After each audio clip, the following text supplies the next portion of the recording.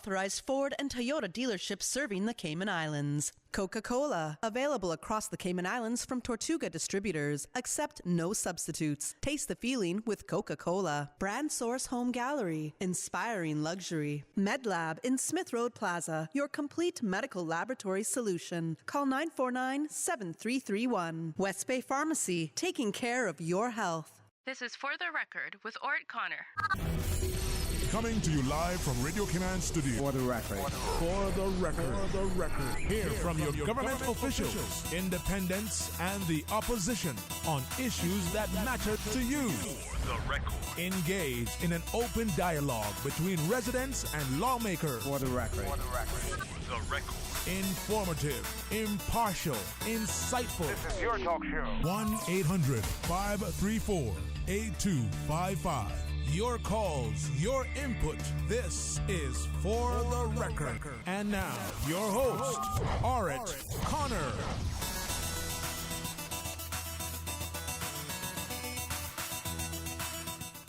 Good morning, good morning, good morning, O land of soft, fresh breezes and verdant trees so fair. Today is February the 28th, 2022, right here in the Cayman Islands. 2 months in the year have already gone. I hope and I trust that everyone had a restful, peaceful, enjoyable weekend.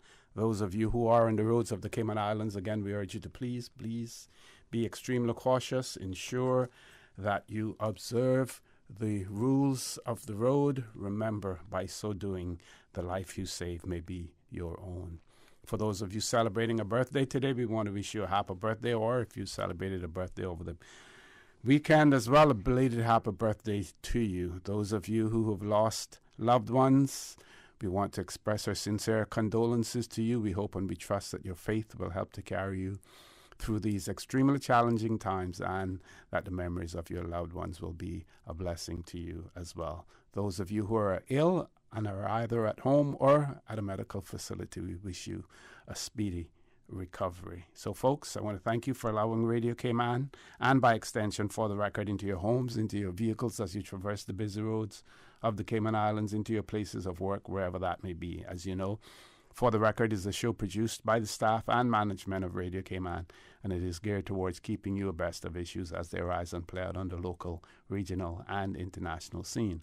I am your host, Ort Connor, and you're welcome to join me every Monday, Wednesday, and Friday from 7:30 a.m. until 10 a.m. During that period, our phone lines are open. Beautiful radio voice of Miss Susan Watson waiting to take your calls. Those calls can be made by dialing our toll-free number provided courtesy of Flow. That toll-free number, 1-800-534-8255. You can also call us on 949-8037 and 949-6990. Email us at fortherecord, one word, fortherecord at candw.ky. WhatsApp us 925-3261. And you can follow us on YouTube simply by subscribing to Radio Cayman live stream. This morning, we are asking you to hold off on your calls for a while. We will be taking calls, but we have a very important subject to discuss this morning. That discussion is going to take place with the Chief Medical Officer in the Ministry of Health and Wellness, Dr. Autelia Newton. Also, we have the pleasure of having her in the studio again, this morning, none other than the Honorable Sabrina Turner, Minister with Constitutional Responsibility for Health and Wellness. Ladies, good morning. Welcome to For the Record. Good morning. Good morning. Okay, right over to you, Minister. Yes, thank you again, Mr. Connor, for allowing us this platform in order to get the message out and the importance of getting our 5 to 11s vaccinated. We have received our shipment of vaccines. That was a total of 2,000. And we fought hard. We had to make a very compelling case, thanks to the governor and the United Kingdom. And we actually won. In our battle and them hearing our pleas and our cries. And there was 4,000 of these children vaccines available. We managed to We didn't want to take all 4,000, understanding that there was a short shelf life.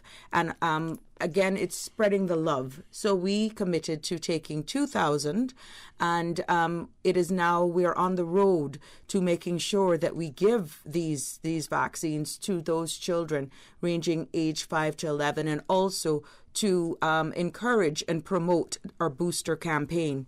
I felt that it was very important for me to join Dr. Ottilia Newton, our CMO, to show from a ministerial and a government level how important this is, and the support that is given in this position to support public health in this initiative. But more so to hammer it home that we have a limited time frame in order to give these vaccines to avoid having to dispose of them. Now, like I said, we had to make a compelling argument. And the governor, I want to thank him and his ministry for being right there with us, and also the pleads and cries from our interim CMO in order to make this happen. Now, we don't want to be the jurisdiction. We've done this before. We don't want to be a jurisdiction where we'd have to dispose of any, understanding that there's so much other countries within our regions and around the world that it would be grateful for this precious commodity that we have, and we don't want to waste it. So without further ado, Mr. Connor, it would be my pleasure to turn the mic over to Dr. Newton to add more, the medical aspect of it, the importance of it, and any other information that she can share with us throughout this morning. But I'm here as a minister elected, speaking on behalf of the government in this regard, and in my ministerial capacity to support her public health in this initiative. Okay. Thank you very much, Minister. Dr. Newton.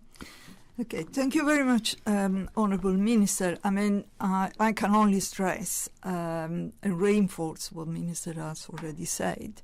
So basically, you might remember that it took a bit of time before we were able to get hold of the vaccine, because it took a long time for the GCVI, which is the Joint Committee on Immunisation and Vaccination in the UK, to approve the idea of vaccinating children not in the at-risk groups, but all children between the age of 5 and 11. They were very, very cautious in their approach. They wanted to see evidence from all around the world, and finally they then said, yes, it will be a good idea it would be appropriate to have our children protected against the vaccine. So the vaccine is here. We have got quite a large amount for our population, certainly to cover them with the first dose. And unfortunately, the vaccine has a fairly short shelf life, which is pretty normal, because this is a diluted, it's already prepared as a vaccine, and this is why it can't last very, very long, because this is specifically formulated for children between the age of 5 and 11, to whom the recommended doses is 10 micrograms. So it is normal that this shelf life is quite short. I have to say the vaccination, we have had already one day on Saturday, and it was pretty successful, with about, I think, 75 children were vaccinated. Okay. But we need to step up our efforts to make sure that we can use almost all the vaccine if it's possible. Now, why do we need to vaccinate our children? We are dealing with coronavirus, which 19, which is basically a new virus, and as such has demonstrated to be very, very, very good at infecting people, at causing very severe disease and deaths, and is highly unstable. So it's a vaccine, it's a virus that, because it circulates so much, the risk of mutation, the risk of diversifying over and over is still there. So our only sure protection is really the vaccine. And this has been, there is so much evidence internationally now about that, because we've seen as with the latest variant, the Omicron, countries had huge amount of cases, yet they were not seeing people ending up in hospital or dying so much as the first 2 or 3 waves, because the population were protected. Yes. So this is where the key is. Now, the 5 to 11, we have about 4,000 here in Cayman. You can see the logic there, that if the more you protect the majority of your population, the safest you are. Thank you. Okay. So can we talk a little bit about the shelf life of the vaccine? Because, Minister, you have stressed how difficult it was for you to be able to get the 2,000 doses that you received in the first instance, and it would really be a travesty if we ended up not using all of that and having to dump it at the end of the day. And if later on then the demand was to rise for the vaccine, but there's no vaccine, it's very difficult, and we have already dumped what we had. Exactly. It's very difficult to go back to the UK and say, we would like more. So it's important, for us to ensure that we don't dump it. But more important, it's important that those 5 to 11-year-olds are vaccinated for the health benefits, for the benefits that it will receive, as opposed to us not having to dump it. That would be secondary. Exactly. Prior to us receiving these 2,000 doses that are specifically packaged so that there's no guesswork, because there were a possibility, especially with those high-risk children, that permission was given at the beginning that we could have taken the correct amount out of the vials per percent exactly for the adults, but then the risk of pulling up too much of the actual vaccine was too great. So really and truly, we were not given full permission from the UK, who leads us, because they weren't, they didn't have much of an appetite over in the UK to have given the vaccines for the 5 to 11, because they had such a great uptake in boosters for their most at-risk and vulnerable persons. So for us, we had to make the compelling case that our population is different. We look at our hospitalization different. We look at the numbers of, and it should have been an easy win. But we had to really, really argue with them in order to plead our case in order to get it. Coupled with the fact that we had mothers who were placed in isolation, or families placed in isolation because their children, not by their choice, because our jurisdiction didn't have permission to give the children vaccine. We had persons that were traveling overseas to get their 5 to 11s vaccinated. So this is why we bat hard in order to justify our case, to make our case in getting the product here on island. Now that it's here, we would think that our doors would be knocking down. Not to say that is not the case. Now that our borders are open, people want to do travel, and we're seeing where other jurisdictions that we frequent are saying non-vaccinated, they're giving problems with you not being able to produce proof that you've been vaccinated against COVID. We are expecting there to be a much greater appetite. Let's hopefully in the coming days that school is out on spring break. But for right now, the rollout of it began. We've had an uptake, and we're based on what has been coming to our ministry, what I've seen on social media pages, the plans of getting it into the various schools, that's working with the education department, and also in some private physicians' offices, should help us in actually getting this. But there is a shortened window, because what is the timeline in between the first and the second dose, Dr. Newton? The recommended time is 12 weeks, so we won't be able to use this lot of vaccine for first and second dose. Yes, but we can do first. We can do the first because if we have 4,000 children, Yes. this is why we need to do we can do the first dose, and then we will ask for The second, additional vaccine. But if we start throwing vaccine away, it puts us in a difficult position, definitely. Okay, we're going to take a commercial break. When we return, I'd like you to talk about the efficacy of the vaccine for children. What do we know now about any adverse effects from taking the vaccine? And also, Minister, Wednesday's a holiday. What advantages should parents who want their children to have the vaccine take during that holiday period? Let's say, for instance, if there's an adverse effect, then, Wednesday's a holiday.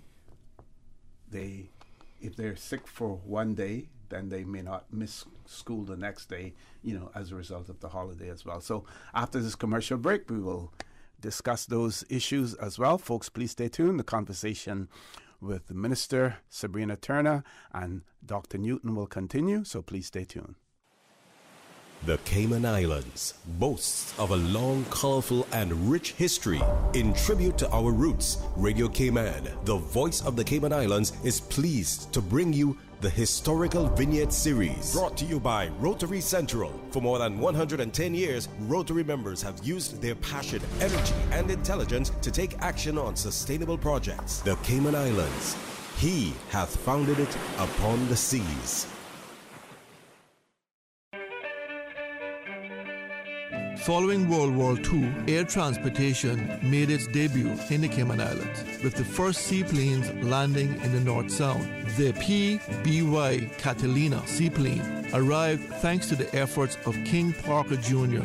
from Tampa, who piloted the first passenger planes with his wife as the stewardess. In 1947, Parker sold his interest to a group led by Owen Bobby Roberts. Roberts would later spearhead the lobbying campaign for funding for the Georgetown Airport, which was officially opened in March 1954. The airport was aptly named Owen Roberts Airfield in honor of Roberts, who was tragically killed when his plane crashed on takeoff a year earlier.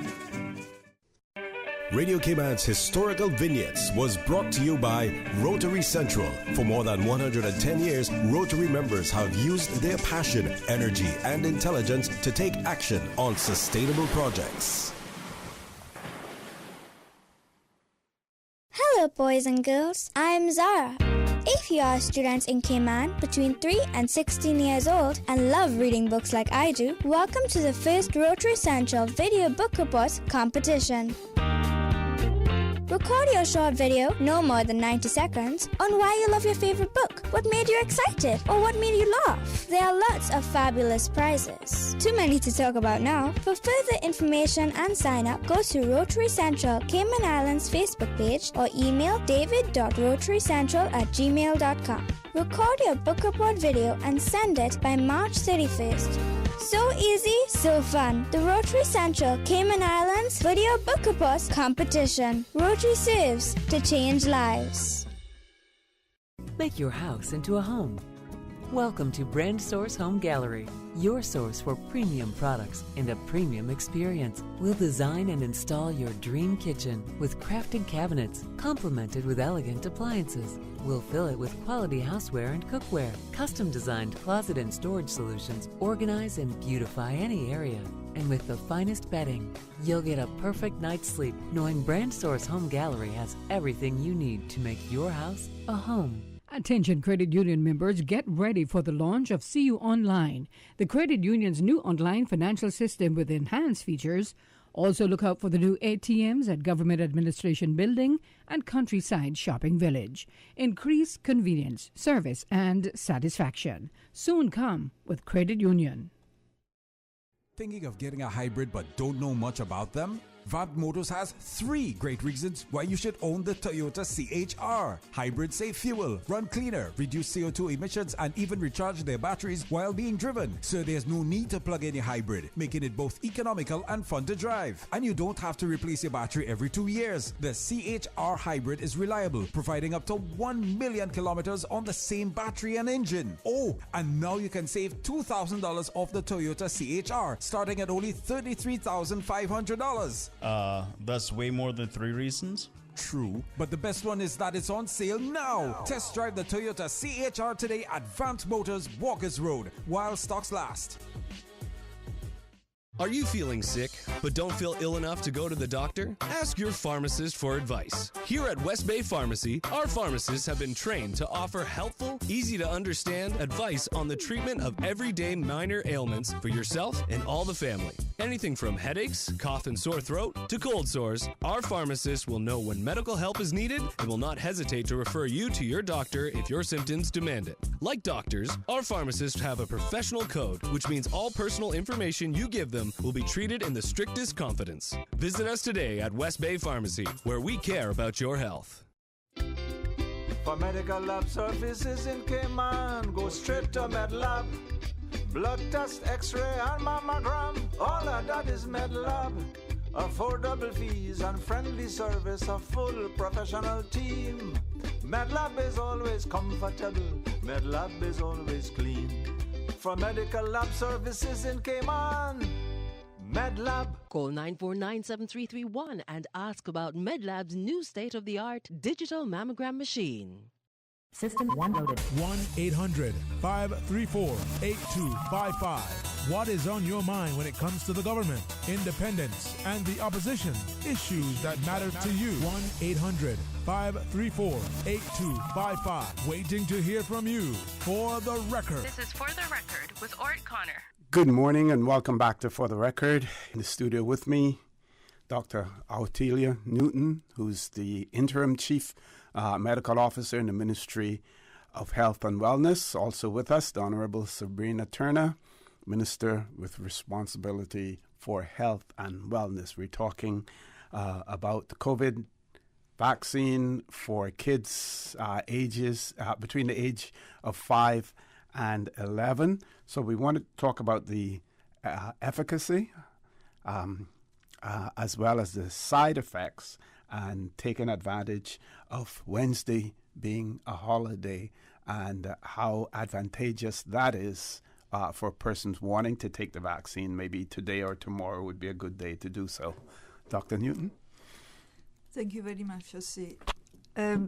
So the children have got a great advantage because they are young and their immune system is pretty strong. Mm-hmm. So in general, the vaccines against COVID are proven to be very effective, but in people who are older, their efficacy tends to wane, tends to go down, within a number of months. And this is why we needed the booster. Etc. But the younger people are always better. Their response lasts longer, it's stronger, and so on. This is why it's so important. The other thing is that throughout the pandemic, since the beginning, we've seen a huge number of cases through the waves, hospital admission. Remember when we didn't have the vaccine and people were dying in their thousands and hundreds of thousands every single day all across the world. And it was mostly people of a certain age or people with comorbidities, so with other diseases, other chronic diseases. So what we call more vulnerable. And for a good time, for quite a while during the pandemic, everybody said, oh, well, children are not much affected, they're not very seriously ill, and so on. And there were two reasons for that. One, because children were being kept inside. because of the social, the lockdowns and so on. So there wasn't a lot of chances for them to go out, etc. But as the pandemic has gone on, now, for example, with the latest Omicron wave, many countries have singled an increased number of cases amongst children because they were the ones who were not protected by the vaccine. So the difference is there, and there are initial indications that there can be some severe cases. So the virus can affect severely also children. Yes, it is still true that many children might have a very mild form of the disease. However, this doesn't exclude that you can have some really quite severe cases. So this is a compelling argument for having the vaccination of these children from an individual point of view in terms of protection. In terms of population, as I have explained before, the fact that you have part of your population not covered where the virus can circulate freely is just not good news because of the effect that can have on the whole community. The side effects of the vaccine, what you would expect is that you might have some local reaction, a bit of a soreness of the arm, in some cases mild temperature, and this is usually, it's for a few hours or 1 or 2 days. And it will be expected more with the second dose than the first one, unless your child has already been exposed within the family or within school and so might already have some antibodies. So even with the first dose, you could have a bit of a reaction. But these are all really fairly mild, perfectly common side effect of any vaccine that you have. When you bring your child for the tetanus or MMR, whatever vaccine you give, you're always being told, expect a bit of being off, a bit of a temperature or whatever. It's completely normal. Other side effects, there have been reports of a bit more severe effects, like sort of myocarditis, it affects a bit the heart, but these have been in the end very, very rare, very extremely rare, and fairly mild in itself because they're being treated with a bit of anti-inflammatory and that's it. So what the policymakers around the world had to weigh was the risk of this very tiny extreme event against the risk of seeing severe diseases in children, and the risk is definitely in favor of giving the vaccine and not to give the vaccine. Got you. Good. I think we have 1 more minute, Susan, before the news. So, Minister Turner, maybe we taking can advantage of the holiday, or if you want to wait until after the news. No, so we can expound on that a little bit more because we don't want to send this message of that there's anything to hide or that there's any fear why you should wait for the next long weekend.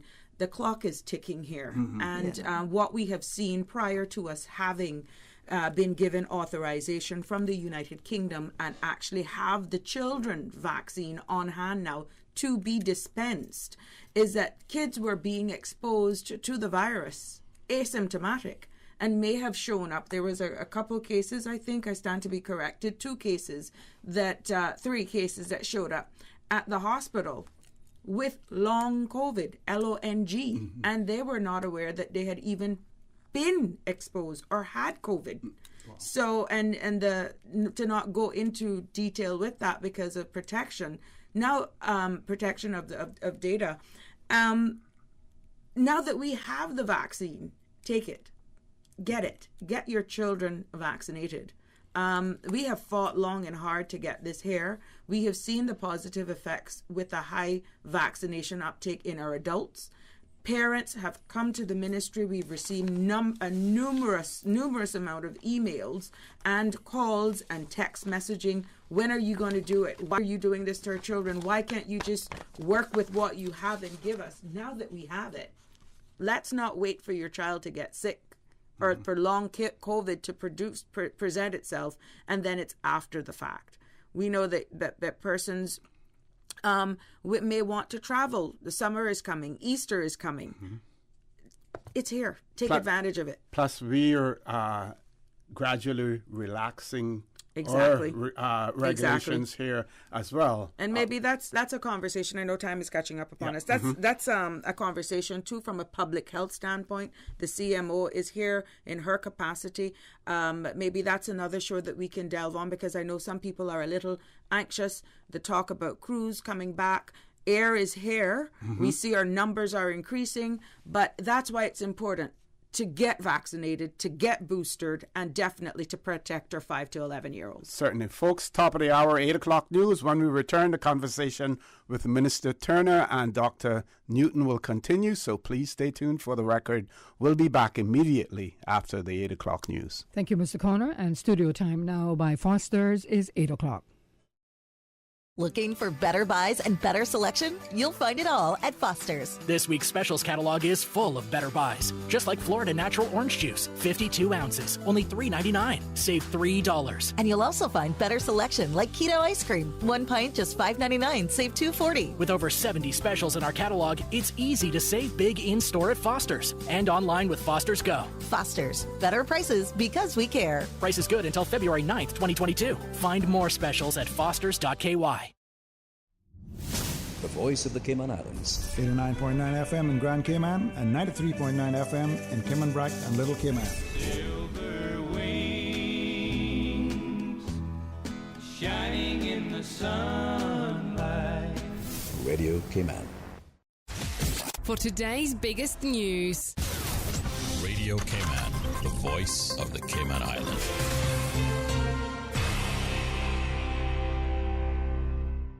With your latest news, I'm Karsley Fuller. Cayman Airways nonstop service between Grand Cayman and Denver, Colorado resumed this weekend with the national airline's brand new B-737-8 aircraft, VP-SIS, operating the flights. You just heard the smooth takeoff from Owen Roberts International Airport on Grand Cayman early Saturday morning. 15 young people are honored at this year's Proud of Them Gala Friday night. Elena Warwick-Smith, Ashley Powell, Aiden Watler, Devor Bonilla, Danica Lynn, Dejay Lyons, John Reno Jackson, Leanna DaCosta, LaShawn Sims, Lucas McField, Mohindra Brown, Natalia McCoy, Okenzie Eloianya, Reagan Reddy, and Tashiel Dawson. They were recognized for their outstanding contributions at the event hosted by the Minister of Youth, Sports, Culture, and Heritage.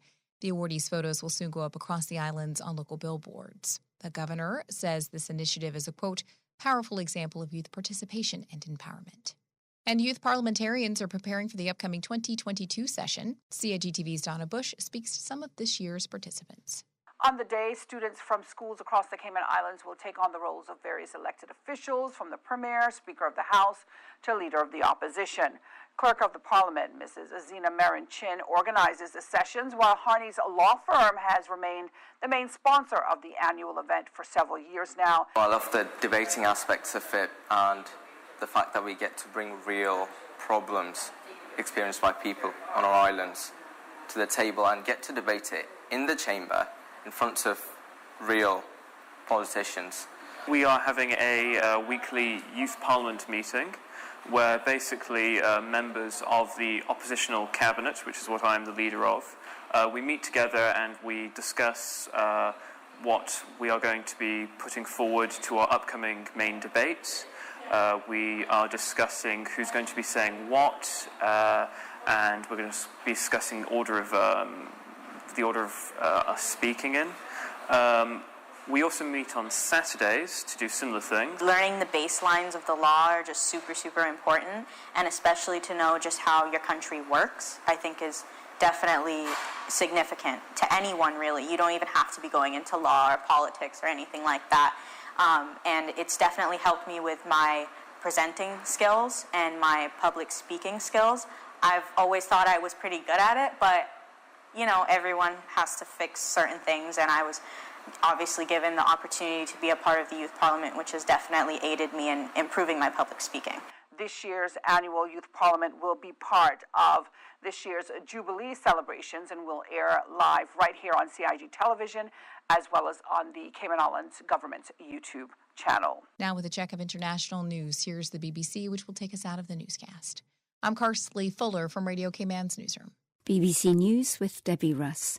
The head of the UN Refugee Agency, Filippo Grandi, says more than 500,000 refugees from Ukraine have now fled into neighbouring countries following Russia's invasion last week. Poland says more than 250,000 people are at its border with Ukraine, most of them women and children. Several cities across Ukraine came under assault overnight, but correspondents on the ground say the attacking Russian forces have met stiff resistance.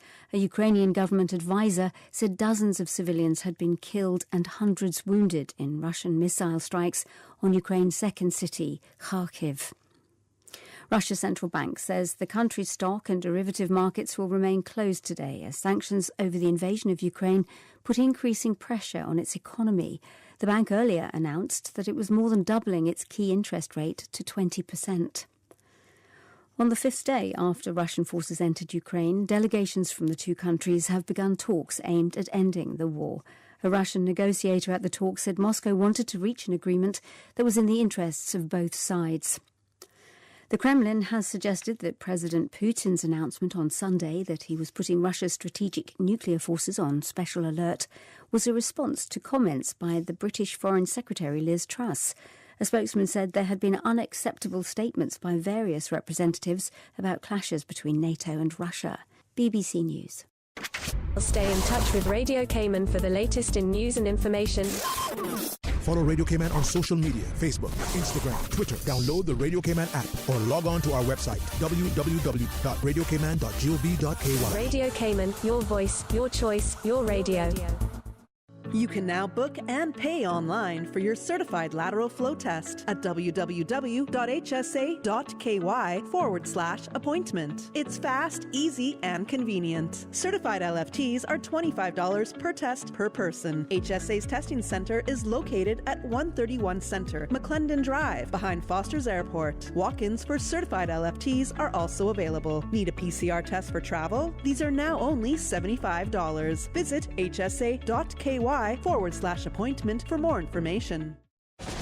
Your Radio Cayman 6 p.m. news, Monday through Friday, is brought to you by Logic. Your life connected. Let me tell you something. I've been fishing our island since I was a boy, and it's getting harder and harder to get a good catch. Maybe it's because there are so many more people in Cayman than ever before. Maybe it's because of how the climate is changing. I don't know about that, but I do know that I want to be able to keep fishing and teach my children to fish one day as well. So it makes sense to me that we have certain areas and certain times of the year to fish for certain things. This year, a new rule was placed on fishing for grouper that says no one can fish for nas or grouper anywhere in Cayman from December 1st to April 30th while they're spawning. There is also no fishing allowed at all for any kinds of fish in the spawning zones and no scuba diving there either. It feels unfair not to be allowed to fish where my dad taught me to fish, but I know that being patient now means we can keep fishing for many more generations.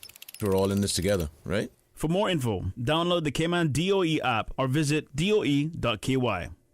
The 8:12 a.m. weather report, brought to you by CG Britcay, where people come first.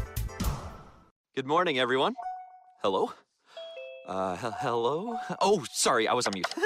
Okay, I see we have just about everyone, and of course Tom drops off, as per usual. Let's just wait a minute here. He always comes right back, and we're almost ready, and... oh, whoever's dog that is, please go on mute. Why won't it let me share my screen? Okay, looks like we're ready to start. We're like a video conference with no technical issues. CG Britcay. Good like that.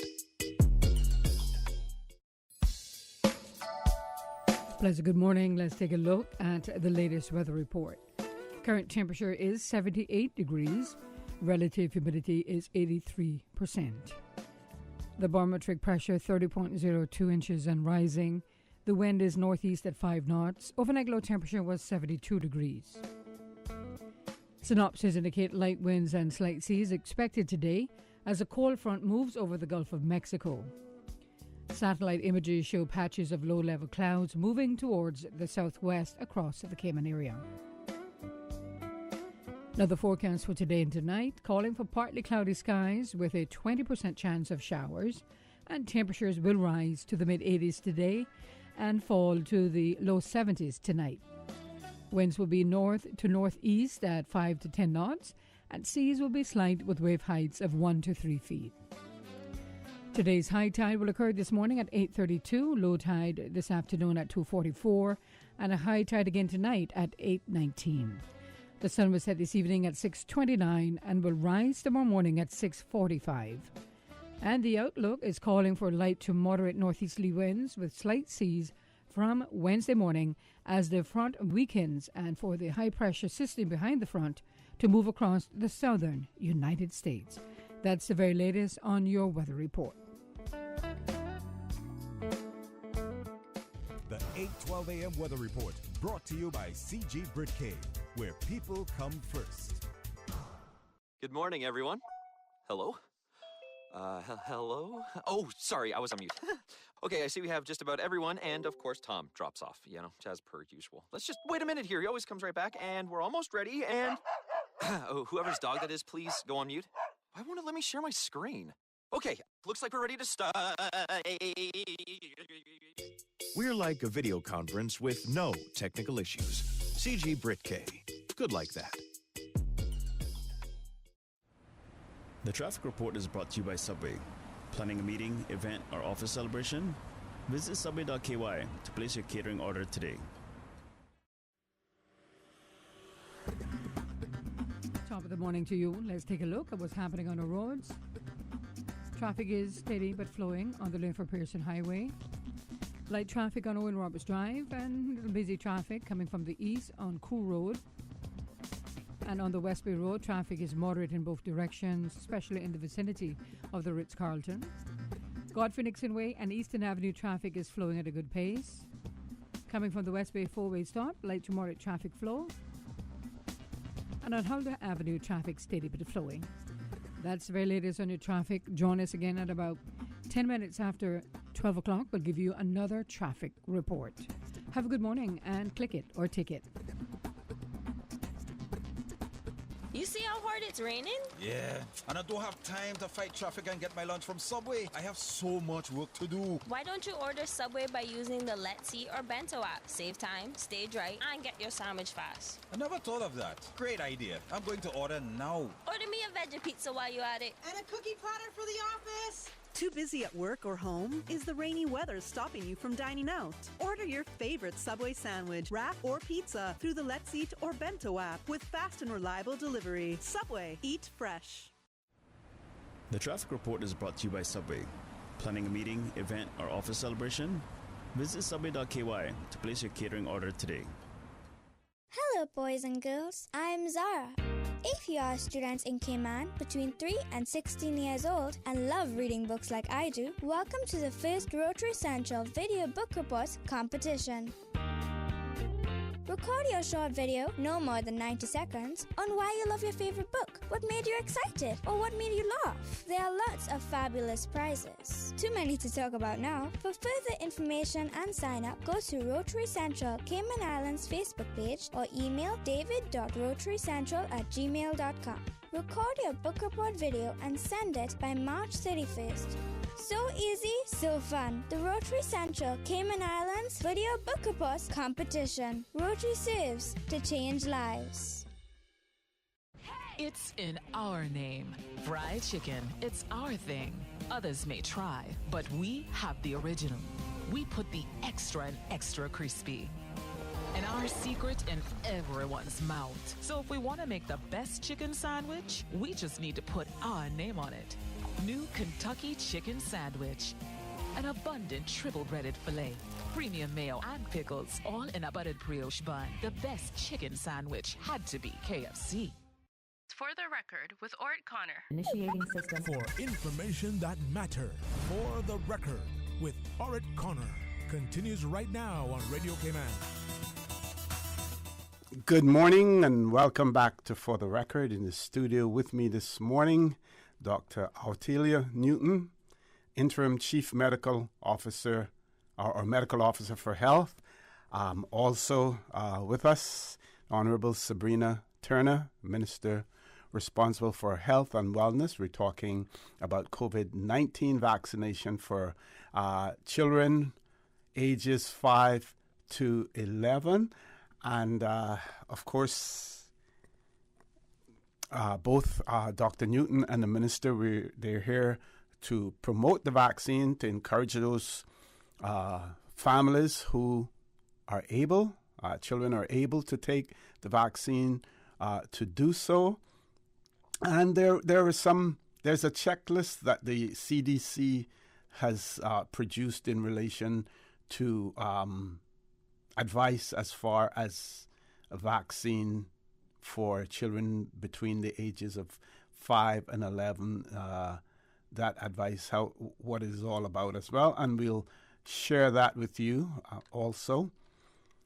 Before we do so, though, I believe we have a caller. Caller, good morning. Welcome to For the Record. Good morning, Mr. Connor. Thank you for your service. Good morning. Good morning. The Minister. Good morning. And good morning to Dr. Newton. Good morning. Thank you very much for your exceptional and important service to our community at this time. Your message is timely. We are on the cusp of opening further our borders and our economy. That will be inviting people as guests here via the cruise ships. Based on the information that's been provided, as much as has been taken in terms of measures, cruise ship passengers remain still a challenge in terms of disease transmission. It behoves us to take every appropriate measure at this time, considering that we are unable to be self-sacrificial in holding back on opening our economy to full speed, especially with current geopolitical scenarios. Our country needs to make sure that everybody is at work. Our tourism participants who have been restless for the past 2 years are anxious to go back to work. And some of them are not covered, unfortunately. And we would like to behoove them to get the coverage because they are in the front line as receivers as providers of tours and receivers of tourists who at some time will be a challenge to us. And in order for your family not to be on the back end of this dreaded disease, your children, it behoves us to utilize the resources that have been provided. Considering also the many other countries that are not as fortunate as we have been. And we have a track record of having been able to hold our disease in check to a point. We are sorry for those who have passed because they're part of us. And we are also very much wary of the very wary medical staff who have done a remarkable job. In spite of all of that, the disease has proved itself to be very, very, very ingenious in returning in forms, and that's what we need to disappear. So thank you very much for your time and the message, and your tireless efforts. Dr. Newton, we would be happy if you could extend your stay, and I'm not being mischievous, because I can assure you that your presence, even for this brief time, has been significantly beneficial to us, and we appreciate your service. Every life matters. Every young child who are our most vulnerable in our population needs to be availed of the opportunity to be armored. Thank you very much. Have a pleasant day. Thank you, caller. I think that was a public appeal for you to extend your stay. and risk my marriage. But we'll bring him back. No, but point well taken, and that is why we were discussing, and after the news and those commercials, we wanted to do this a little bit in almost like a roundtable discussion, because to be objective and as informative to the public as we can. A lot of conversation has been around the regulations that we recently just given to increase the public gatherings to indoors to 500 and outdoors to 1,000. It has been well embraced, and a part of the regulation now also states that we didn't address the social distancing. However, the mask mandate for indoors remains in effect, meaning once you get inside of a building, you are expected by law to still adhere to the regulations and cover your nose and mouth. Now, once we increase the public gatherings to 500, you don't get the 2. So that is something with the social distancing. That is something now that we are going to go back as a ministry, go back to cabinet to make the necessary amendments in order to justify addressing the social distancing for indoors. Another thing that we noticed that was unfortunately not overlooked, it just was not included in the regulations for children taking the same vaccination status of their parents for domestic travel. Now, that is something that was not included. The same language for parents and families coming onto our shores internationally, that those children or unvaccinated children, partially vaxxed children, automatically takes the vaccination status of their parents, is one and same for inter-island travel. There's no difference. We weren't being prejudicial in any way, and that is something that's on the top of our ministry's checklist in order to address, hopefully this week, along with what we discussed with the social distancing. That's one of the good things is coming here as an elected member of parliament when it deals with policies, but the guidance of CMO and the support of public health, we do not make these decisions unilaterally, and that is why you will always see me with the CMO or the public health, because this is just, we take their guidance, we all come together as a government and caucus and cabinet, take their recommendations, and we make regulations and laws that actually is supported by this. So as we increase and relax, we're still in the middle of a pandemic, which means we still have to have certain guardrails in place, and we take the strong guidance of our CMO, public health, but we're also constantly vigilant with what's happening regionally and internationally as well. We look at our countries where we get our high tourist traffic from, see what's going on from there, and this is why we're still only, without serious strong Cayman connection, only vaccinated persons can arrive on our shores. So there are certain mechanisms that we feel is quite critical for all the hard work and the dedication of our people, our residents have done for 2.5 years, called it pretty much.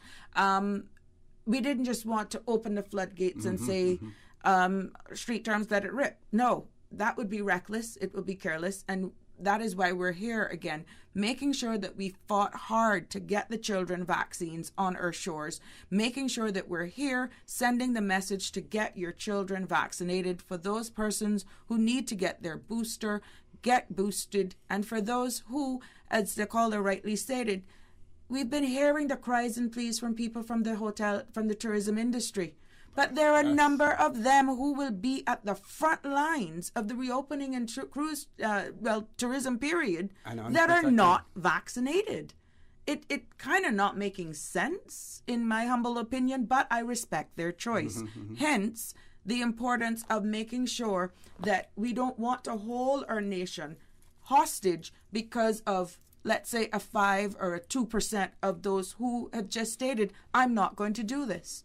But it is our responsibility as our government, and it's a constitutional responsibility when in a pandemic, that we make sure we have the resources and we get, in this case, the vaccines here, so people can't say they were barred from it, because there's so much other countries in our region and around the world. We have seen it on all of these fronts, all these different variants that are coming out and different strains that are coming out, because they do not have access to what we were given from day one, and that's the vaccines. Okay. So, Dr. Newton, some of the recommendations that we see in the advice given, and I would imagine that this would also be applicable here in the Cayman Islands. One If you're considering your child between the ages of 5 and 11 taking the vaccine, that you may want to contact the child's pediatrician or primary healthcare doctor to let them know that you're planning on having the child take the vaccine, and if they seek any advice from them, is that a good strategy to take? This is pretty much preparing your child to go get vaccinated, is what you're Yeah, yes, I think this is, thank you, Ossie, for this. I think this is very much to do with the American model. Yes, So there is nothing wrong with doing that, by all means.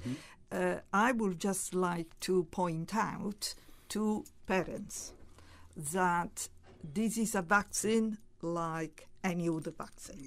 So children are, we have a children vaccination program, which is well established, which is very similar to what all countries in the world do.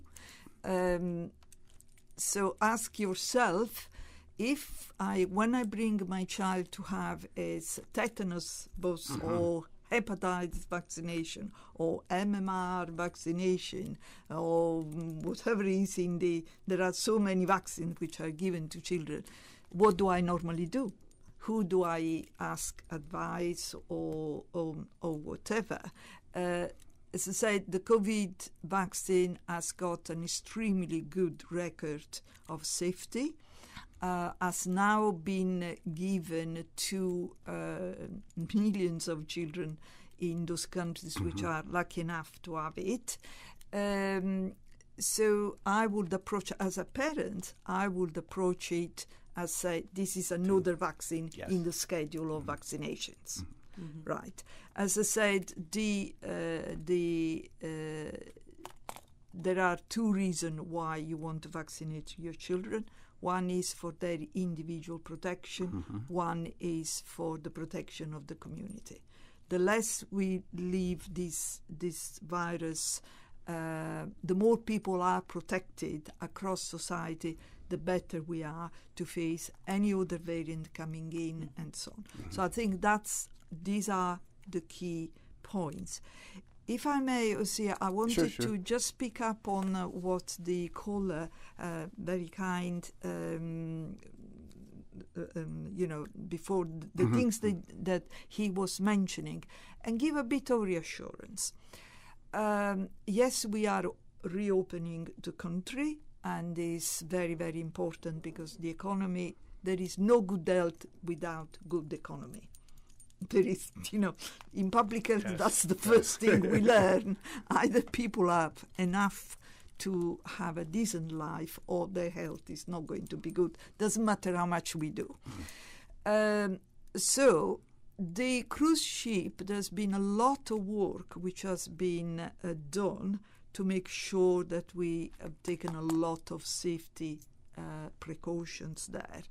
The work has been led by the Honourable Minister for Tourism and also by the Premier, the Honourable Premier. I've been assisting from the health point of view, but the cruise ship industry in itself, they are very well conscious of how important is for them to be super organized so that they don't get outbreaks on board, they don't create problems, they don't have problems themselves. Yes. So passengers, before going on a cruise ship, they have to be doubly vaccinated. As simple as that.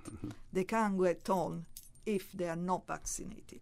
Of course, there is the problem with the children because the cruise industry can't really start asking the 0 to 11, they have to be doubly vaccinated because the programs are not, they have started only recently because the vaccine wasn't there for them and so on. So that one will be still not covered by the vaccine. However, those ones are then tested on the day. Anybody who is not fully vaccinated is tested on the day before they board the ship. Mm-hmm. Ship, they have got capacity to test on board, both with LFTs, so the lateral flows, or with the point-of-care rapid PCRs. They have got isolation facilities, so if a passenger starts showing the symptoms, etc., so the passenger is isolated, tested, and then the close contacts are identified, both amongst the passenger and the crews. Crew. The crews are doubly vaccinated, and they are under pressure, and they very often they are also boosted. The other thing is that we have made absolutely clear as a condition for the tourists to come on shore is that anybody on the day either displaying symptoms or anybody who is obviously a case in isolation and all the close contact, they can't come. They're not going to come ashore. So they can't disembark. They can't disembark. And finally, there are, people are probably not aware of that, but there are the Maritime Regulations. So what the Maritime Regulation says is very, very clear. Any boat, any ship coming to Cayman, and that's the same all over the world, in any port, before they arrive, they have to produce a health declaration. In the health declaration, they have to say whether, in case of COVID, they have got cases on board. And what they have done with that. At that point, through Port Health and the health officer for health, Dr. Williams, and ultimately myself, we can start asking questions. How many people have you got with COVID? How many are isolated? When did it start? What is your timeline? And so on. All this is to say that if we are not satisfied that the things is under control, they don't get the free pratique. They can't come in. Right. So that's our ultimate safety net. Okay. Ms. Susan, we have a caller. Do we want to take the commercial break first? Okay, we're going to take a commercial break. We had a caller on hold. That caller hung up. We're going to invite that caller to please call us back if they so wish. Please stay tuned for the record. We'll be back shortly. For medical lab services in Cayman, go straight to MedLab. For a full range of medical services, pleasant, clean and comfortable environment, no long lines and affordable fees, visit MedLab at the Smith Road Plaza. Open Monday to Friday, 8:30 a.m. to 5 p.m. and half day on Saturdays. Call 949-7331 to make your appointment. For medical lab services in Cayman, MedLab. Ask our professional team about the benefits of cutting-edge technology with MedLab's new state-of-the-art digital mammogram machine. What's that? No sugar, same amazing taste? Coca-Cola Zero Sugar is here to stay. No one can stop me when I taste the beer. Classic taste, pure satisfaction. Be sure to stop into any Tortuga location and get your own case of Coke Zero. Or grab an ice-cold one straight from the cooler. Brought to you by Tortuga Distributors Limited. Coca-Cola, taste the feeling, Cayman. Thinking of getting a hybrid but don't know much about them? Vamp Motors has 3 great reasons why you should own the Toyota CHR. Hybrids save fuel, run cleaner, reduce CO2 emissions, and even recharge their batteries while being driven. So there's no need to plug in a hybrid, making it both economical and fun to drive. And you don't have to replace your battery every 2 years. The CHR Hybrid is reliable, providing up to 1 million kilometers on the same battery and engine. Oh, and now you can save $2,000 off the Toyota CHR, starting at only $33,500. That's way more than 3 reasons. True, but the best one is that it's on sale now. Test drive the Toyota CHR today at Vamp Motors, Walkers Road, while stocks last.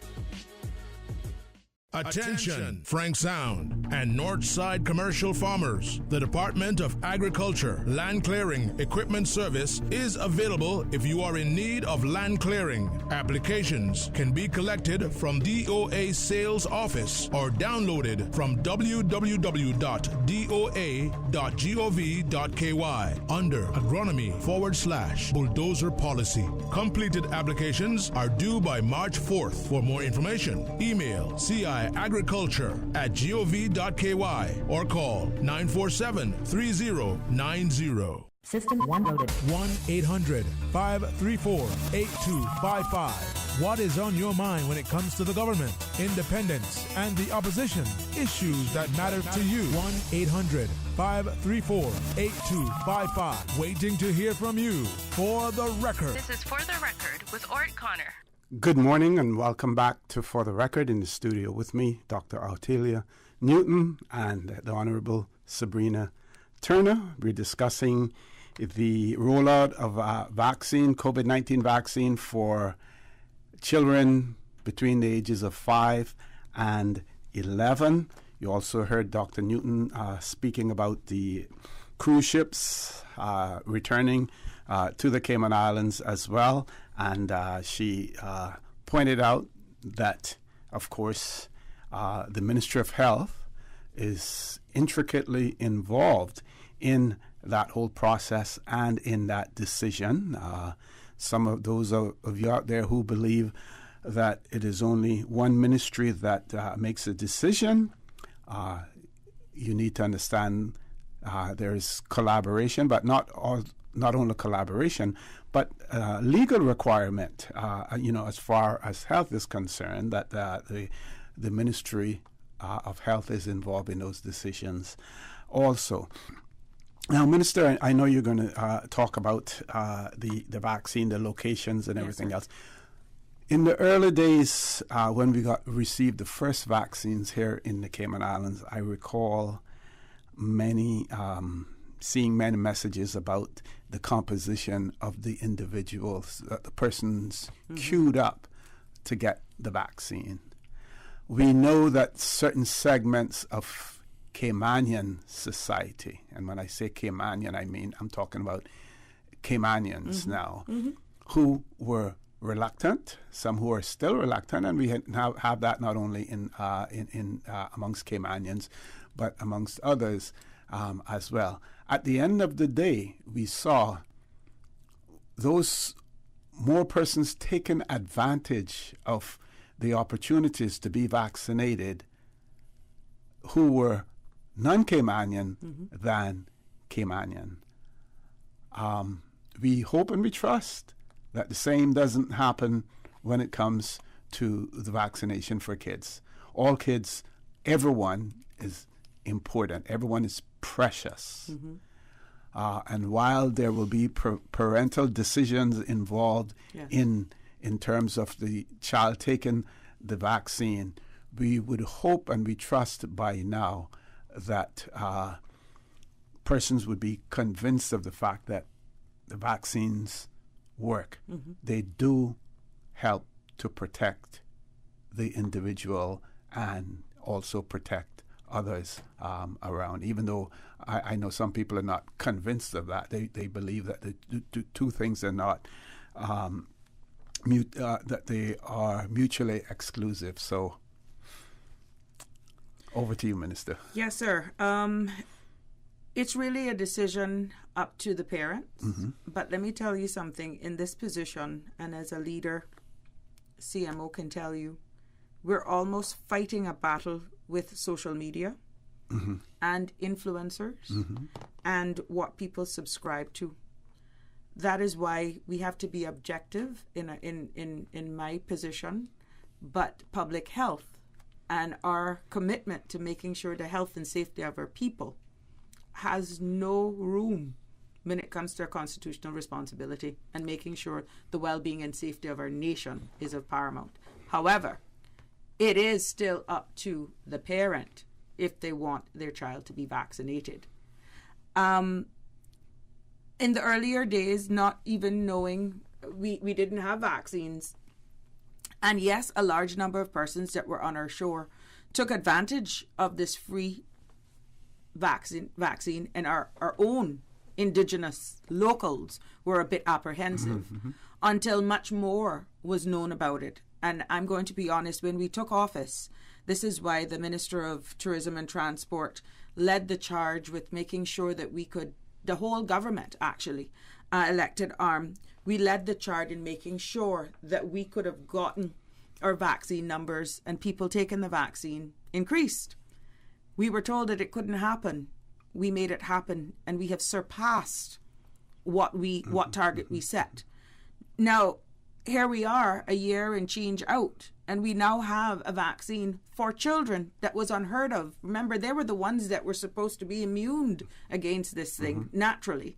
That it wouldn't have, and it was only our elderlies and our older persons. Now we're realizing where the children, now that all the adults are vaccinated, the children are now suffering. So we're hoping that our parents will definitely do the responsible thing, and as Dr. Newton alluded to earlier, that they will avail themselves now that we have the vaccines designed for the 5 to 11-year-olds, and look at that as just a regular vaccine, just like how you do the measles, the mumps, the TB. Look at it just like a regular school screening vaccine, and get their children vaccinated. On that note, Wednesday this is a short week. Wednesday is Ash Wednesday. It's a public holiday. And today, the pediatric COVID-19 vaccine clinic, which is available from 5 to 7 p.m., will take place at Arc Caymanna Bay. There is none on the current schedule that I have. I don't know if that will change now that we're here, and definitely increasing the uptake. And definitely acknowledging the fact that there is an expiry date, if public health would be willing to amend if the demand is there to do a clinic on Wednesday. I'm not going to speak on them, but definitely this Monday, which is today, from 5 to 7, they're at Arc at Caymanna Bay. I don't have a confirmation for Wednesday yet. There's nothing on Tuesday. And Saturday, March 5th, 9 to 3 at Burton Town Clinic. Also on March the 7th from 5 to 7, they'll be at West Bay Clinic. Wednesday, March the 9th, 5 to 7, this is at the Public Health Hospital. And March the 12th, 9 to 3, also at the Public Health at the Cayman Islands Hospital. The reason why you're not going to McClendon Drive to do this is because we're wanting to separate the pediatrics, the younger children, from the greater population, the older persons.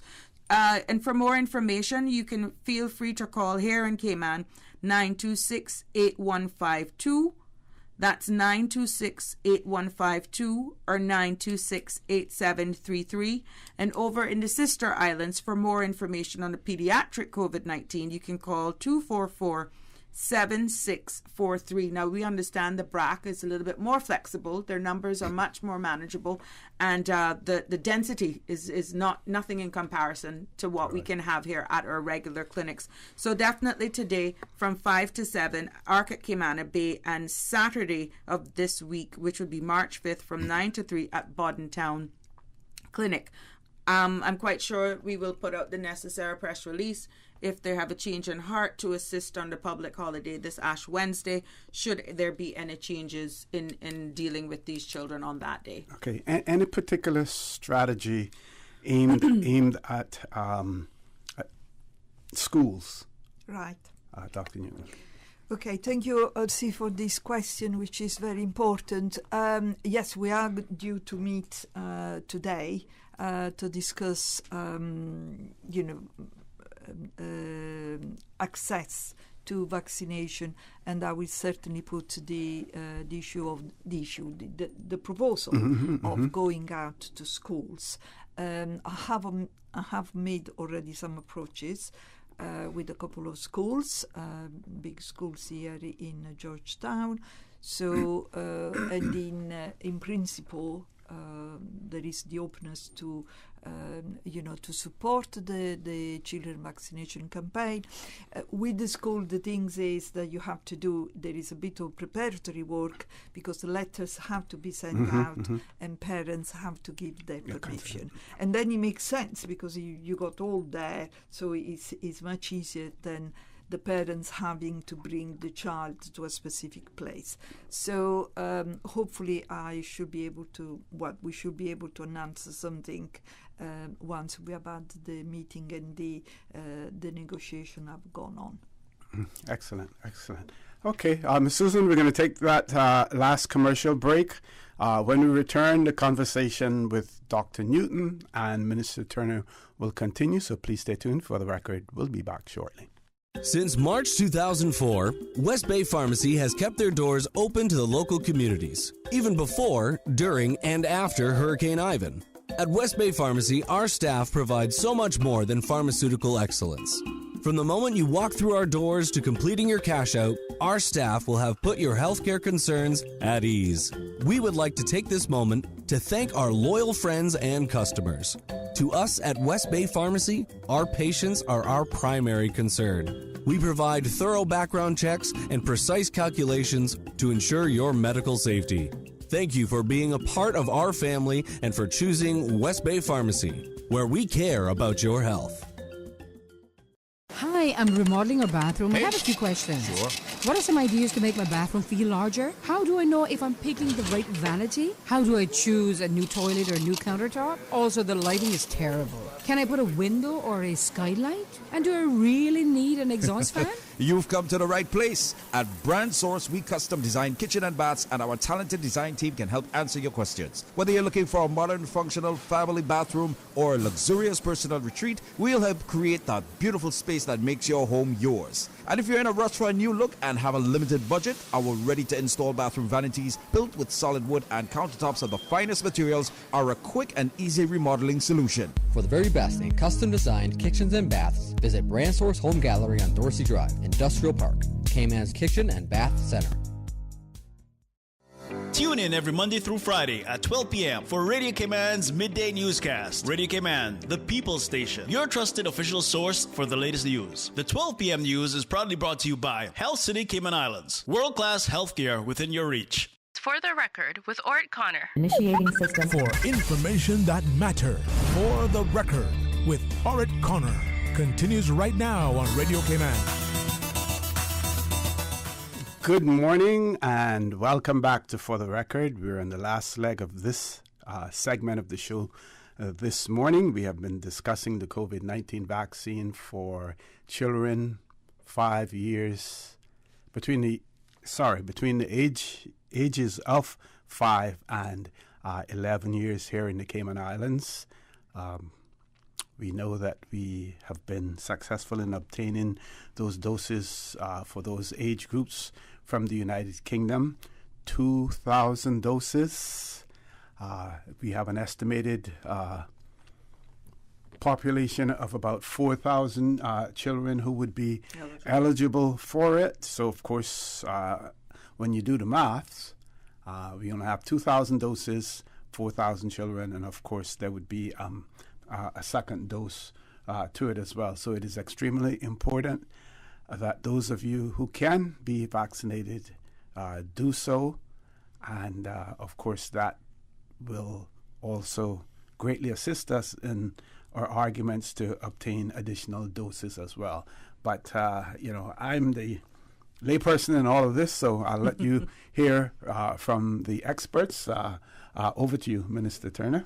Yes, sir. Just before that break, I was going through the schedule for the pediatric COVID vaccination clinic.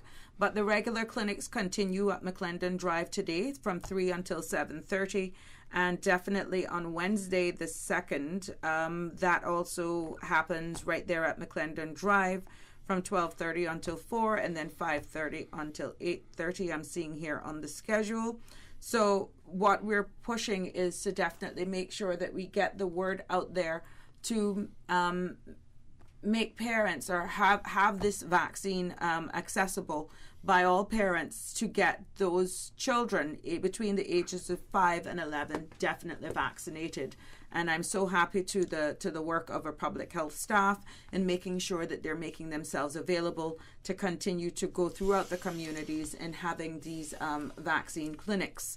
One of the challenges that we still continue to face is just it's like we can't get out here enough to share the information. And this is why it's important for every opportunity that myself and Dr. Newton get. We will make ourselves available to make sure that the correct information from a policy standpoint, the government standpoint, and then definitely from the technical side of the CMO is out here sharing. And there is nothing to hide. We just have a job to do in order to make sure that we have the product, we get the right information out there for people to avail themselves to it. And that's how important it is, not only to this government, but we should actually, that's how it's important to me in this role, in making sure that people have access to these vaccines, and to lend a support, not only to the staff, but to thank everyone from the GIS team to making sure that the messaging gets out in time, and even to the legal drafting team, making sure that our regulations are definitely all in order and is reflective of the decision. Mr. Connor used to be Cabinet Secretary. You know what we're talking about. Sometimes these things can happen, and but we're quick to address them. So I know that on Facebook there's been some questions around inter-island travel for those who may just be joining us, that the children it was not replicated in or shown in the regulations that children take the same vaccination status of their parents for inter-island travel, for all domestic travel. That is indeed not the case. They actually still take the vaccination status of their parents, and the necessary correction in that now being reflected in the regulations will be changed, and we will definitely address that. Another thing that came to light is that social distancing for inside doesn't necessarily align with the increased limits. That too will be adjusted to reflect the increase and the social distancing being addressed.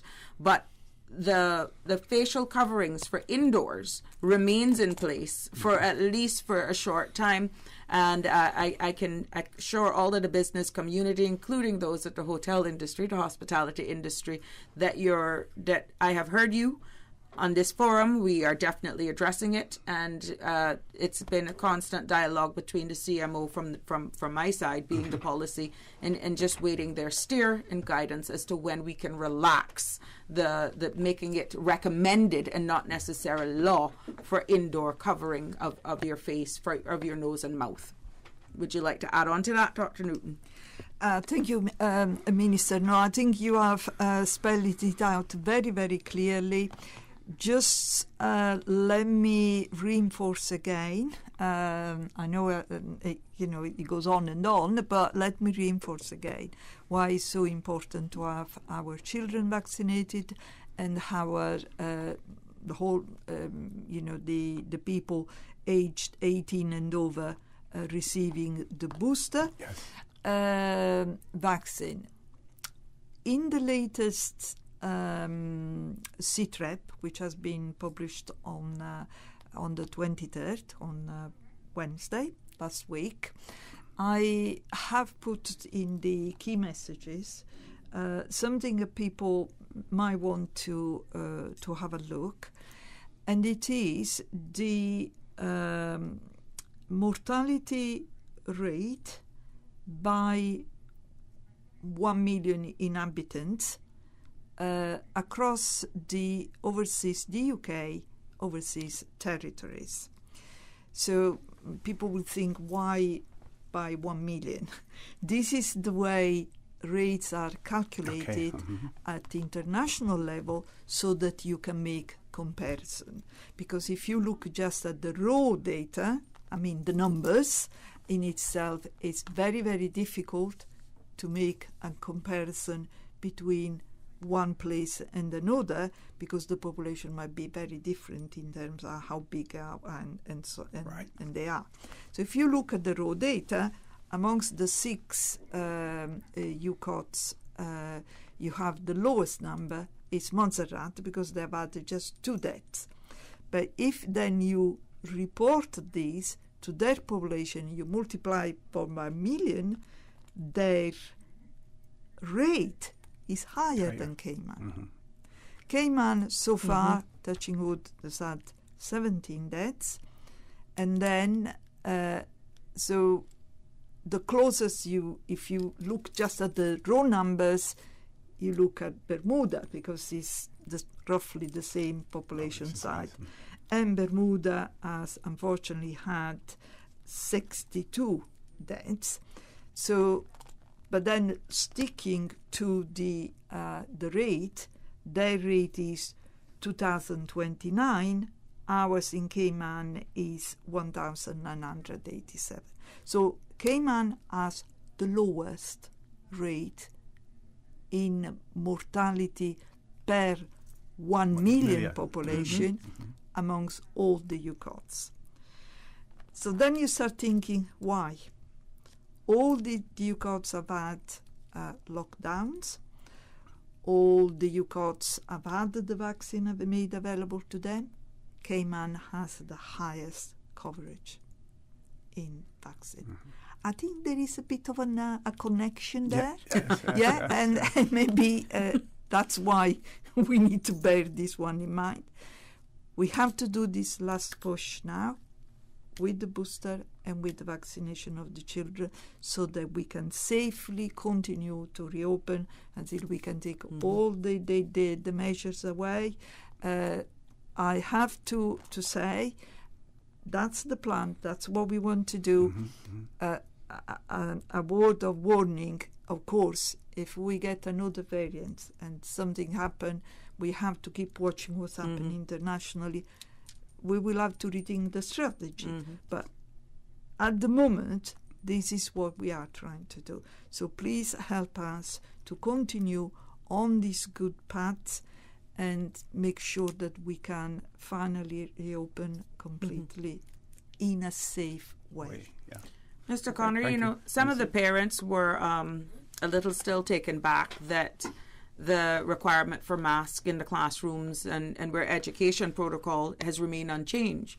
It is because we weren't quick to relax the wearing of masks and so forth, whatever protocols are in place for the schools, understanding that we just got the vaccines here for the 5 to 11. And those schools that are subject to this and highest risk right now, or to be able for us to make a more informed decision to relax those protocols in the schools, we weren't prepared to do it until we saw more of an uptake now that we have this pediatric vaccines here. So that is something that we're looking at, which is why it's important for us to get these vaccines at the various schools. We understand the importance of getting the children vaccines as well to the pediatricians because of the relationships that some of these children have made with their pediatricians over the year. They may be a little bit more comfortable going there. In that setting, Understanding we're not dealing with children like me and you, which, oh my God, you different. What I'm saying is not at all the timeline you or myself, but what these children are exposed right now, they're like sponges.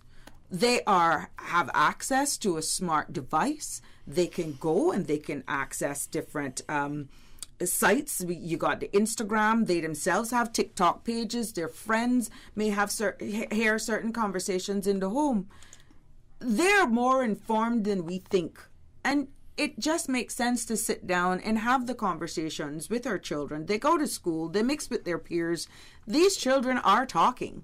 So it is very important that we send the right message and make sure that we are aware that our children are listening and they will respond to what they're surrounded by.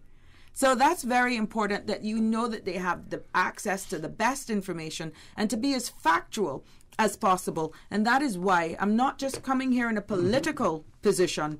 I've brought reinforcement, the CMO behind, who is critical for us in making decisions and policies. And you see the SITREP, that report that goes out weekly.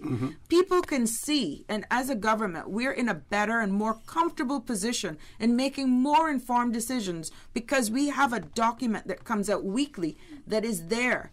That can show, it can even give somewhat of prediction of what our next move will be based on you now having it in epi-week blocks.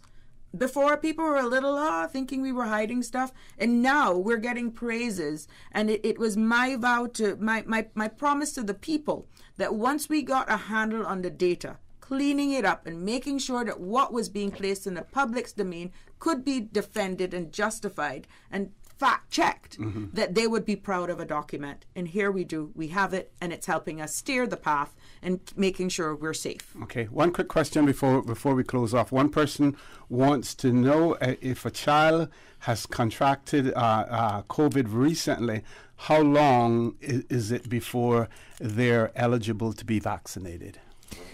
Thank you for the question. It's usually 4 weeks. Okay. We recommended the 4 weeks because what you're trying to do there is not to have, a big sore arm and a bit of a temperature. So to reduce that risk, we recommend the 4 weeks distancing between having the natural disease and then having the vaccine. We still strongly recommend that the child is vaccinated because unfortunately the immunity, the protection given from the natural disease is very variable. It doesn't last very long. It varies from one person to the other. So it is, even if you have had the disease, please do have your full course of vaccination. Okay, I want to thank both of you for being here and welcome you back anytime that it is necessary for us to impart information to our audiences. Folks, top of the hour, headline news at 9 o'clock. When we return, we will be discussing World Wildlife Day. So please stay tuned for the record. We'll be back immediately after headline news. Today's biggest news. Radio Cayman. Your voice, your choice. Local, regional, international. This is Headlines from Radio Cayman's newsroom. Today's biggest news. According to Public Health, there were 52 positive cases of COVID-19 reported on Wednesday. According to Public Health, there were 52 positive cases of COVID-19 reported on Wednesday, 49 on According to Public Health, there were 52 positive cases of COVID-19 reported on Wednesday, 49 on Thursday. 7 of those were logged in the sister islands. As of Friday, there were 8 patients in the hospital. Negotiators for Kiev and Moscow are holding talks in Belarus, but expectations are not high. Before the meeting, President Zelensky urged Russian troops to lay down their weapons and called for immediate European Union membership. On the 5th day of the Russian invasion of Ukraine, people in Kiev are emerging from their homes after a week-long curfew. In the meantime, Russia has doubled its interest rate to 20% as its currency plunges, and experts warn of a possible run on banks. The UK's defense secretary says Russia could indiscriminately bomb cities as frustration with the campaign grows. A city in the northeast of the country faced heavy shelling overnight but remains in Ukrainian hands. Reports suggest Belarus, a close Russian ally to Ukraine's north, is going to deploy its own soldiers to fight. Those are your headlines. I'm Karsley Fuller. For the latest in news and information, follow Radio Cayman on social media, Facebook, Instagram, Twitter. Download the Radio Cayman app or log on to our website, radiocayman.gov.ky. Radio Cayman, maintaining the innovation. On a daily basis, making it easy to connect with you, our listeners. Add us to WhatsApp today, 925-3261. That's 925-3261. Radio Cayman. Send a text or voice note. Can I send a request, please? You don't really have to ask us. Just send a request. This is a shout out to my ex. Radio Cayman, the voice of the Cayman Islands. Radio Cayman, maintaining the innovation. We give you honor and praise, adoration and glory. Radio Cayman.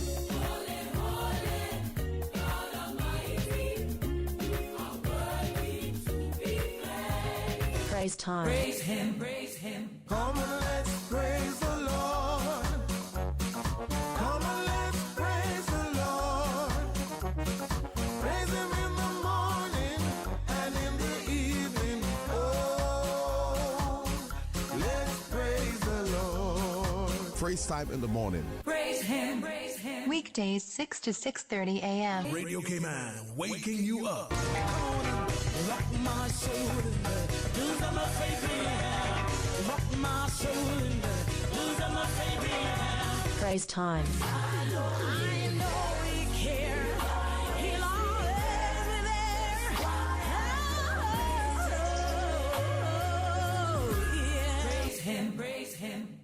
hand raise time. Set your clock for 6 a.m. or you will miss it. For the record, with Ort Connor. Initiating system. For information that matters. For the record, with Ort Connor. Continues right now on Radio Cayman.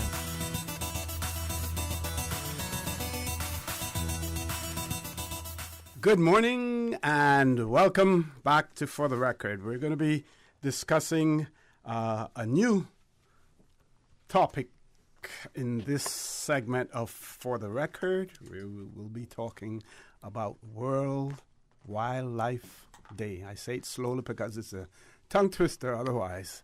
And that discussion is going to take place with... I think it's Dr. Fred Burton, right? Not a doctor? No, I never doctored Not even myself. an honorary? With Mr. Fred Burton, Miss Kathy Childs, and Mr. Harding? Correct. Right? Okay. Luke Harding. And we're going to start with Mr. Fred Burton. Have each of you describe to our listening and viewing audience what it is you do. But I'm going to also ask you, Mr. Burton, to tell us about World Wildlife Day, when it is celebrated, why it is celebrated as well. How about that? Well, I say you put me on the spot with World Wildlife Day. Okay. It's actually on Thursday. So Thursday is officially the World Wildlife Day, I'm told, but yes. I think we're kind of like 3rd of March. Yes. We're kind of like stretching it out over the week a bit here, which I think is a good thing, because I'm not a great believer in this sort of thing that you only think about something on the day. Yeah. Anyway, I'm Fred Burton. I manage the Terrestrial Resources Unit in the Department of Environment, and we're involved in trying to set up and expand and manage protected areas and take care of our unique Caymanian species, especially the ones that are most endangered. And germane to today's discussion, we still remain very much a partner in the National Trust Blue Iguana Conservation Programme. Okay, Mr. Harding. Hi, and thank you for having us here. My name's Luke Harding. I'm the Conservation Programs Manager at Blue Iguana Conservation, based under the National Trust for the Cayman Islands, and I run the efforts on the ground to conserve Grand Cayman's endemic blue iguana. It's a unique species that Fred was fundamental in setting up the conservation efforts for, and now I get the opportunity to manage a team under the National Trust to be able to conserve that species for the future. Excellent. Ms. Childs.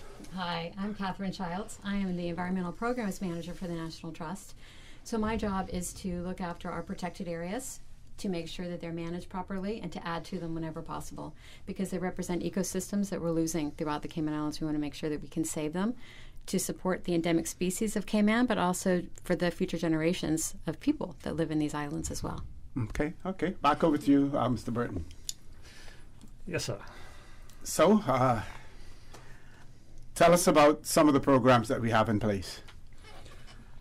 Well, I'll jump over the Blue Iguana program for now, because I think Luke can probably lead on that.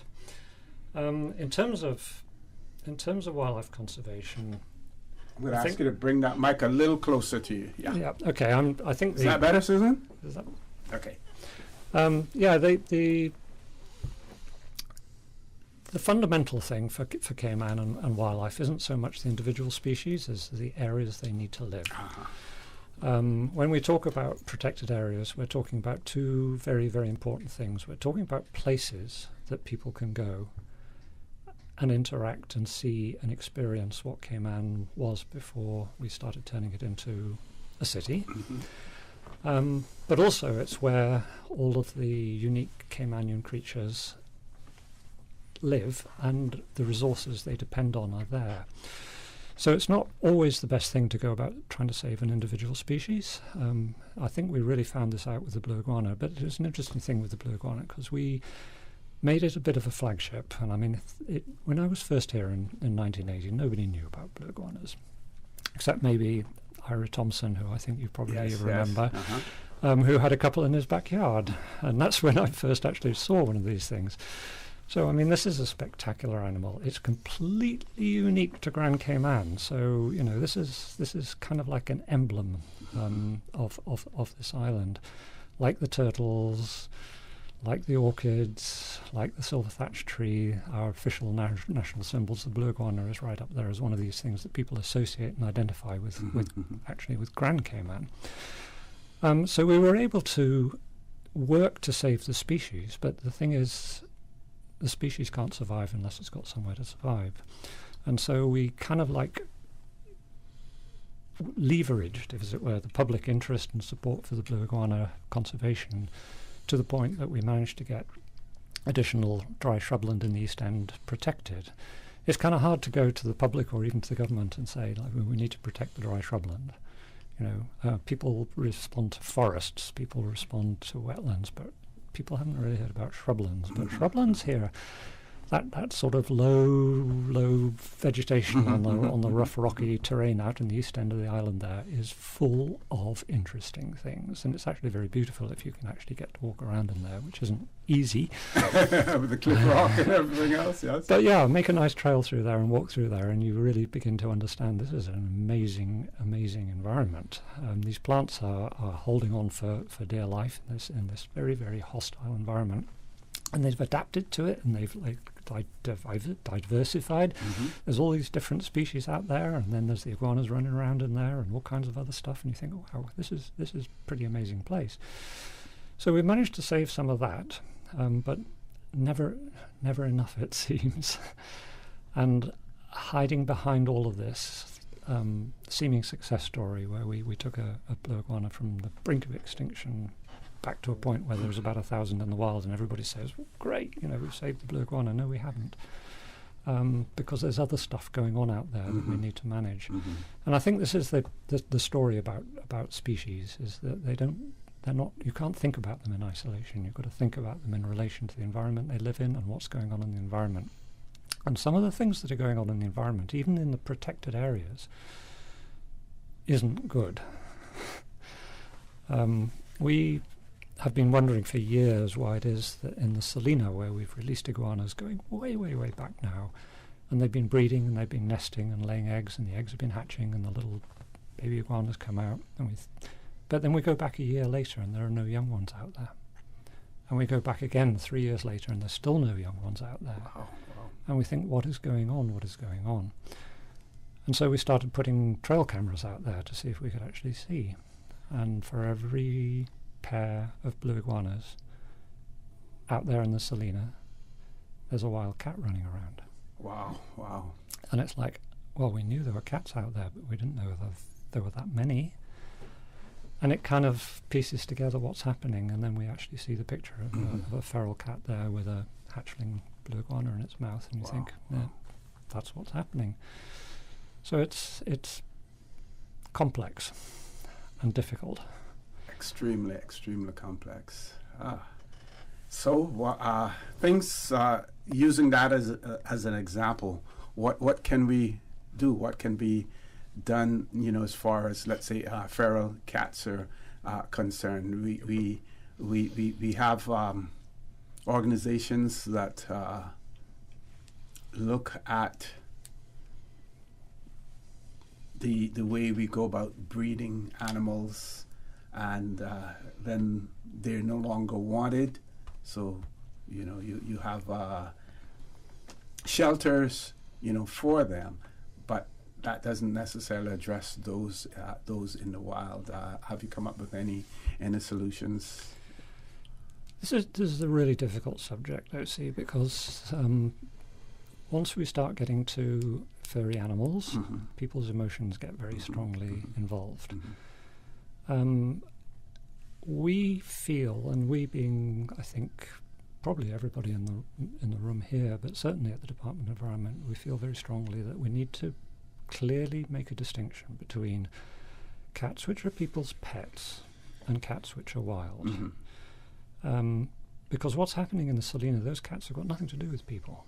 They're breeding out there, they're getting all they need, they're killing. We're seeing them, what they're eating. They're eating ground nesting birds, they're eating lizards, they're eating crabs, they're eating maybe blue iguanas.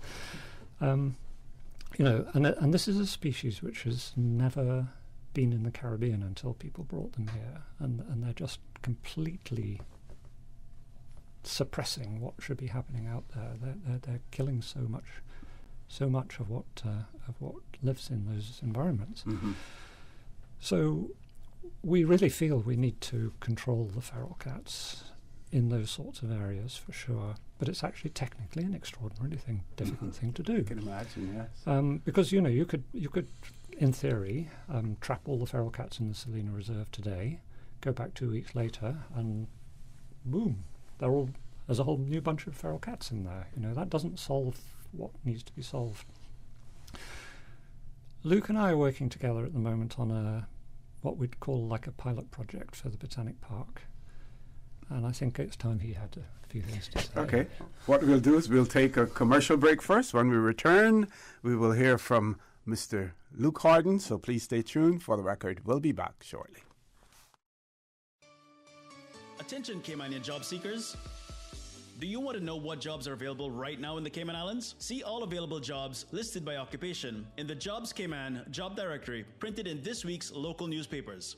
Pick up the newspaper to see all available jobs listed by occupation. Then go to www.work.ky. That's worc.ky to register and apply online. Jazz in Trance is pleased to grace the stage at the 2022 Cayman Arts Festival, a mix of hits from the past 100 years with a jazzy flair, from blues to Latin to the Caribbean, and box office hits too. Thursday, March 3rd from 7 to 8:30 p.m. at the National Gallery of the Cayman Islands. Tickets are $40 for adults and $10 for students. For more information or to purchase tickets, please contact inquiries at CaymanArtsFestival.com or call 922-5550. The Cayman Arts Festival Jazz in Trance, Thursday, March 3rd from 7 to 8:30 p.m. at the National Gallery of the Cayman Islands.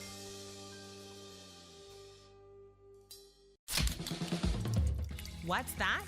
No sugar, same amazing taste? Coca-Cola Zero Sugar is here to stay. Classic taste, pure satisfaction. Be sure to stop into any Tortuga location and get your own case of Coke Zero. Or grab an ice-cold one straight from the cooler. Brought to you by Tortuga Distributors Limited. Coca-Cola, taste the feeling, Cayman. Make your house into a home. Welcome to Brand Source Home Gallery, your source for premium products and a premium experience. We'll design and install your dream kitchen with crafted cabinets, complemented with elegant appliances. We'll fill it with quality houseware and cookware. Custom designed closet and storage solutions organize and beautify any area. And with the finest bedding, you'll get a perfect night's sleep knowing Brand Source Home Gallery has everything you need to make your house a home. For the record, with Ort Connor. Initiating system. For information that matters. For the record, with Ort Connor. Continues right now on Radio Cayman.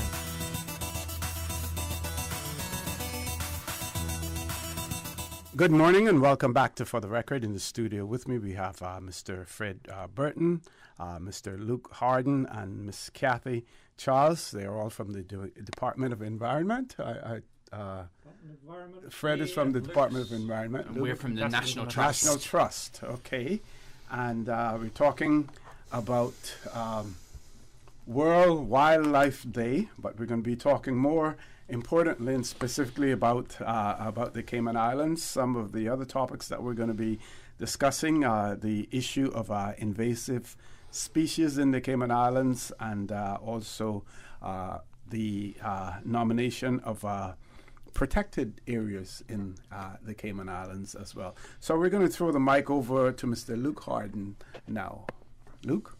Thank you very much. So I just want to follow on really. Fred introduced this subject, the topic, a bit about the history of blue iguana conservation, or blue iguana recovery program. It was formerly known, which is a great, as was touched on, is a great example of conservation optimism here on the islands, and not just here on the islands, but globally. The programs look towards what it's managed to achieve. But as Fred touched on, I think it's been a great achievement, to go from the numbers that there was, less than 25, up to the region of the 1,000 animals we're at, is remarkable. It's never been done before in this taxonomic group. It really is an incredible achievement. However, that achievement is really uniquely giving us a second chance, and that's the way we look at it now. That Fred worded it beautifully last year in an example where he said that we haven't saved the species yet, we've bought it time. And I don't think that should be underestimated, or what an achievement that is. But we are at a stage now where we have a second opportunity, a second population of blue iguanas in the wild. We have it to do, really. We've got an opportunity now to make a choice between watching the species decline again or do something about altering what happened in the past this time round. And that's a really unique opportunity that a lot of people don't get. And it is a challenge, but a bigger challenge is reversing extinction. That's an impossibility. Yes. So we have to work together towards that. And as we touch towards invasive species, in particular invasive predators, such as feral cats, are a huge issue. They've been proven. We always knew they were an issue, but the extent of the issue has become more apparent over the last 10 years while we've been doing the work that we have been doing. And it's important that we have actions towards that. And as we touched on before the break, that's a really complex issue. It's very complicated, it's very emotive, it gets people very worked up, everyone has different opinions. But one of the things we have to do is start driving towards solutions to this. We've been talking as an island about this for a long time now, and not much action coming from it. So we've got to move towards the stages of actions. And one of the things we were proposing that Fred touched towards is really to set up a very unique initiative, a pilot study using the Queen Elizabeth Botanical Park. It's around 75 acres, and that's going to be a really interesting study that we hope to create a habitat island, an island within an island, if you will.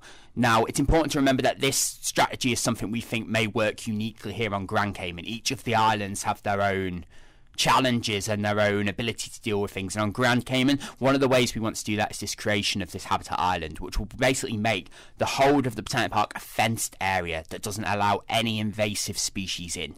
And from that, I mean not just feral cats, but also dogs.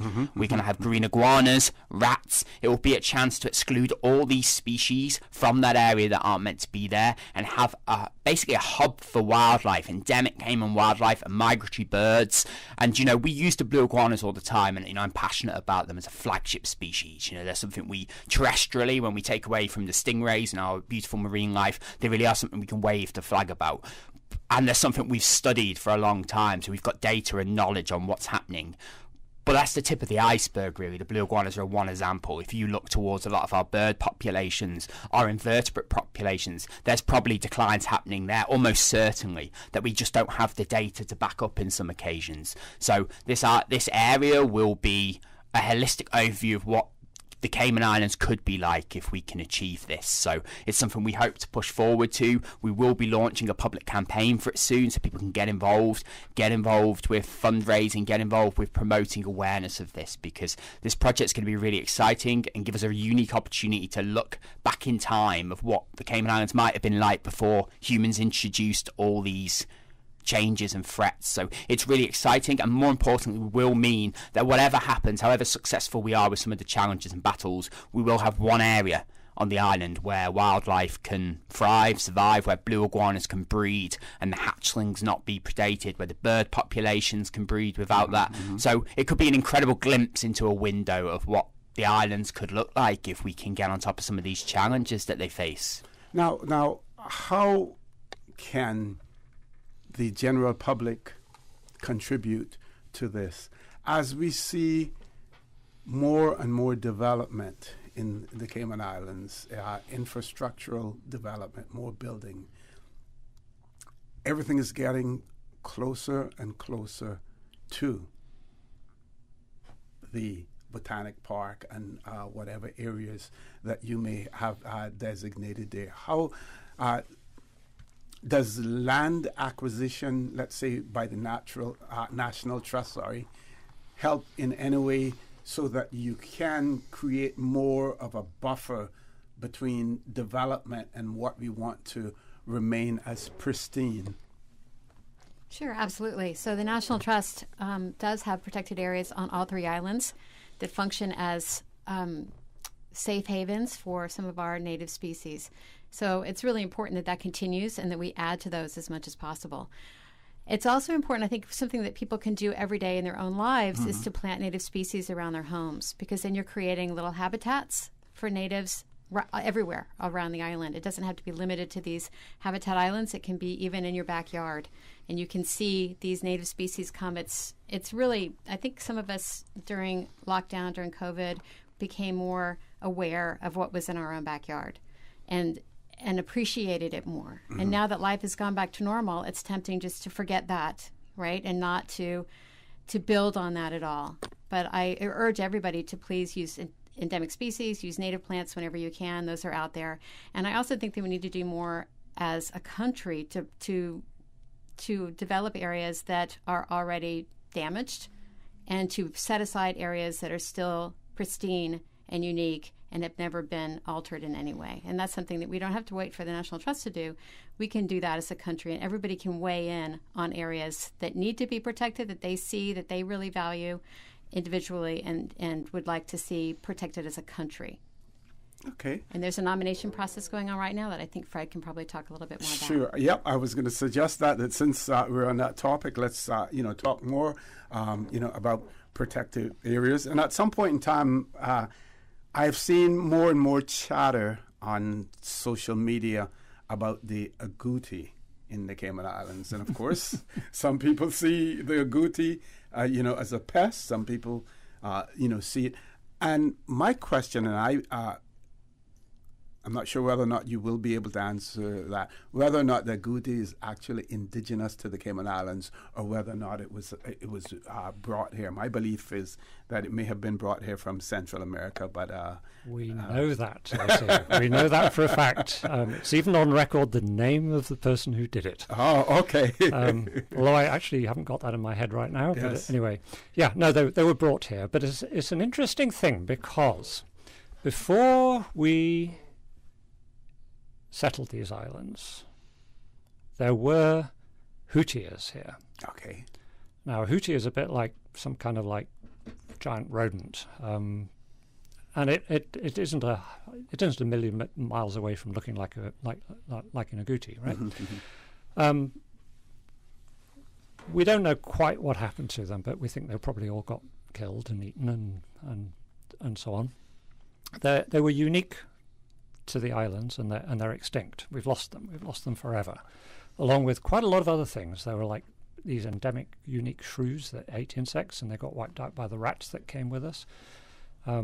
Look, there's a Grand Cayman thrush, a bird that was unique to Grand Cayman, and that's gone forever. So we've lost a lot of these species. But what's interesting is probably the agouti has occupied the same ecological niche that the houti has had. Because they do this thing where they gather these big fruits from things like bitter plum trees and so on, and they bury them. Yes. They bury them against hard times, and they bury way more of them against hard times than they're ever going to go back and find and eat.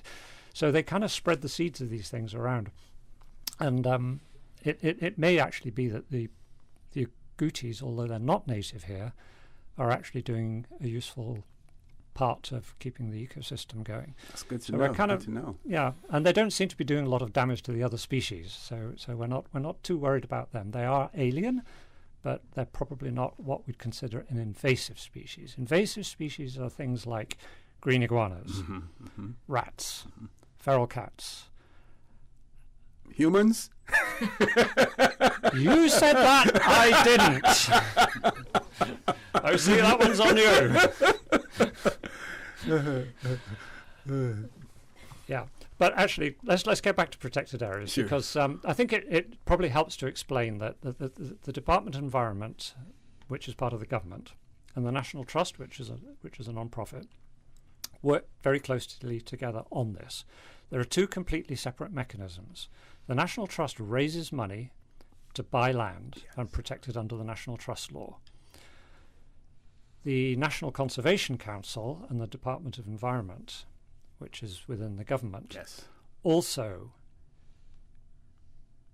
is in the business of setting up protected areas. So right now, government is in the process of negotiating with landowners on some nominations that were put forward a number of years ago to try and buy specific parcels of land And it's a long and complicated process. So what happens is, under the National Conservation Act, you could say, I just love this piece of forest in such and such a place, and I really think it ought to be protected. You don't have to know who it belongs to, you don't know, but you just put in that nomination. Mm-hmm.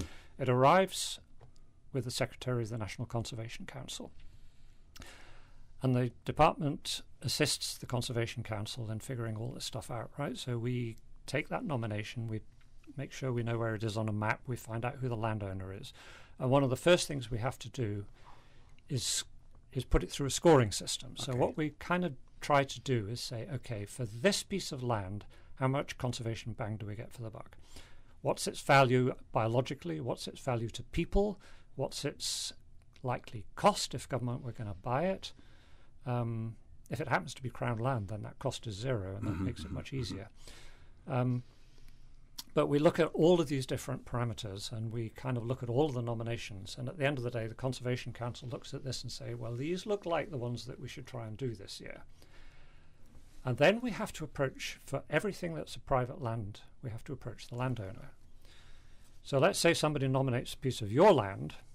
Then the first thing we do when the Conservation Council says that's probably a good idea is we say, OC, Conservation Council is interested maybe in buying your land for government to make it a protected area. What do you think? And if you say no, we say okay, and that's the end of it. Okay. Yeah. But if you say yes, then the government would start to negotiate with you. All of these nominations which are a go, either they're Crown or the landowner says they're willing to negotiate, have to go out for public consultation. And so that's a long process, and it's really important that all the neighbouring landowners get to know that this is happening. I was wondering why did it need for public consultation, but those landowners who would be affected by it, that would I'm going to interrupt you there so we can take a commercial break. Just remember where we're at, and as soon as we return, we will continue to talk about the protected areas and the nomination process as well, which Mr. Fred Burton is really clearly explaining to us in a easily understood manner, and we're going to ask him to continue as soon as we return from this commercial break, so please stay tuned. What's that? No sugar, same amazing taste? Coca-Cola Zero Sugar is here to stay. Classic taste, pure satisfaction. Be sure to stop into any Tortuga location and get your own case of Coke Zero. Or grab an ice-cold one straight from the cooler. Brought to you by Tortuga Distributors Limited. Coca-Cola, taste the feeling, K-Man. For medical lab services in Cayman, go straight to MedLab. For a full range of medical services, pleasant, clean and comfortable environment, no long lines and affordable fees, visit MedLab at the Smith Road Plaza. Open Monday to Friday, 8:30 a.m. to 5 p.m. and half day on Saturdays. Call 949-7331 to make your appointment. For medical lab services in Cayman, MedLab. Ask our professional team about the benefits of cutting-edge technology with MedLab's new state-of-the-art digital mammogram machine. The Department of Agriculture advises the public of their 2-day plant sale at the Nursery on Agricola Drive in Loire Valley, Friday, March 4th from 8:30 a.m. until 4:30 p.m. and on Saturday, March 5 from 8:30 a.m. until 1 p.m. The same variety of herbs and spices, vegetables, seedlings and fruit trees will be available on both days, from 3-inch cups up to 7-gallon pots. For more information, call 947-3090 or visit their Facebook or Instagram page at Agriculture Cayman. Radio Cayman News. Police are investigating Cayman's third fatal crash of the year. Cruise ships are projected to return to the Cayman Islands from 21st of March this year. The COVID-19 weekly report showed a downward trend in the number of new COVID-19 cases. Radio Cayman. Your voice, your choice for today's biggest news. For the record, with Ort Connor. Initiating system. For information that matters. For the record, with Ort Connor. Continues right now on Radio Cayman.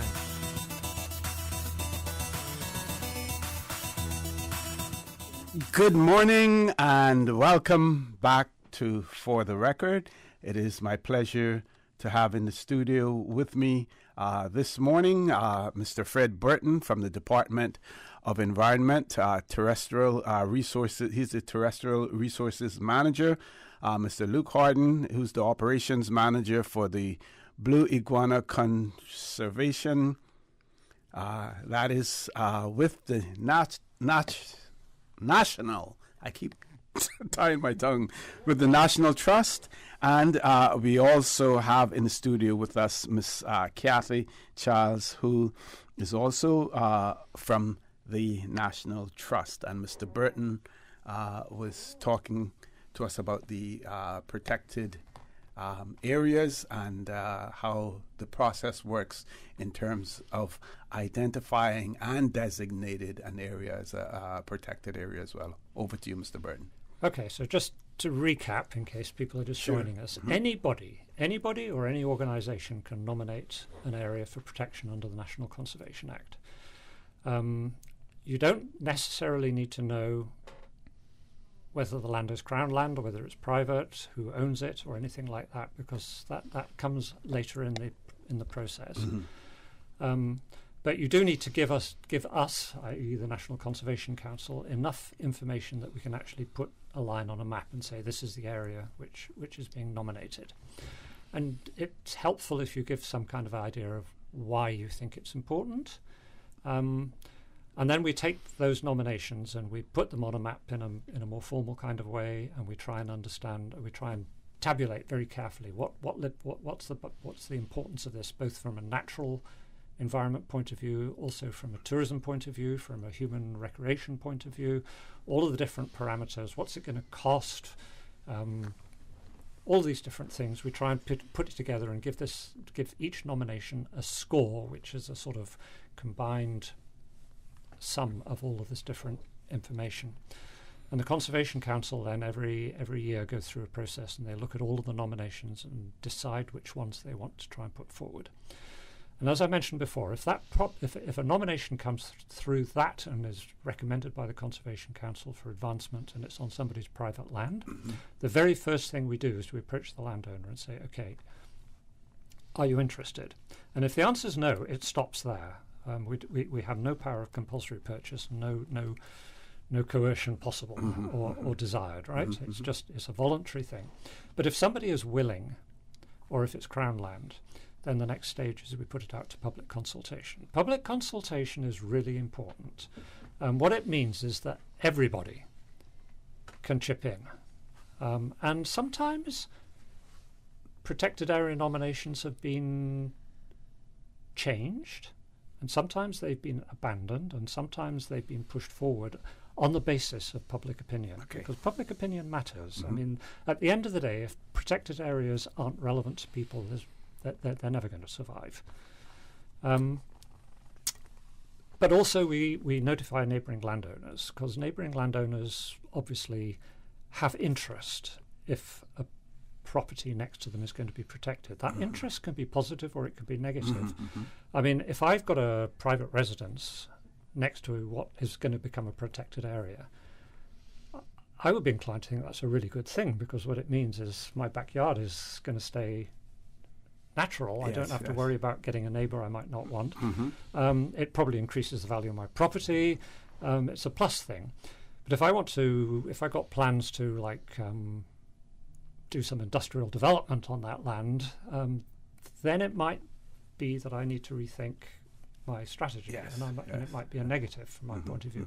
So it's relevant for neighbouring landowners, and depending on what they want to do with their land, it might be a plus, it might be a negative. Most times it's a wash. So we amass all of this public input from companies, from individuals, from the general public, and we put it together in a consultation report. We put the consultation report back to the Conservation Council. Conservation Council look at all this thing, and at the end of the day they say, okay, this is what we want Cabinet to consider, and they shunt all of that up to Cabinet for a decision, and Cabinet get the final say. Okay. And then once a cabinet decision is made in terms of compensation if it is not Crown land, that those negotiations would then take place with the owner of the property or you would have that information by the time it goes to cabinet for consideration. The preliminary discussions will have taken place for sure, but the actual negotiation would happen afterwards, and that would be Lands and Surveys doing that. So that's what's happening right now on the previous round of nominations. And if at the end of the day government and the landowner can't reach an agreement on price, then that's the end of that. It doesn't happen. But most times, if the landowner isn't expecting something completely unreasonable, the sale goes through, and the minute that it's sold, then it becomes then Cabinet put a protected area order on it, and it becomes part of our protected area system. Okay. Can we again reiterate the importance of having protected areas, protected lands for the public of the Cayman Islands, for the future of the Cayman Islands as well? Can we reiterate that to the public? Sure. Yes, I'll speak a little bit about that. So nature is really important for humans, right? Intact natural areas provide many services to people. So it's important for us to have natural areas. We can't just be, a bunch of cement and survive. I think we've seen this in other places. You've heard about the plight of the bumblebee for crops and things like that, right? So there's many things like that animals and plants do for us. We also know that mangroves protect us from storms. They help to produce a lot of the rainfall that we enjoy, things like that. So if we want to have good lives, we need to protect natural areas around the world.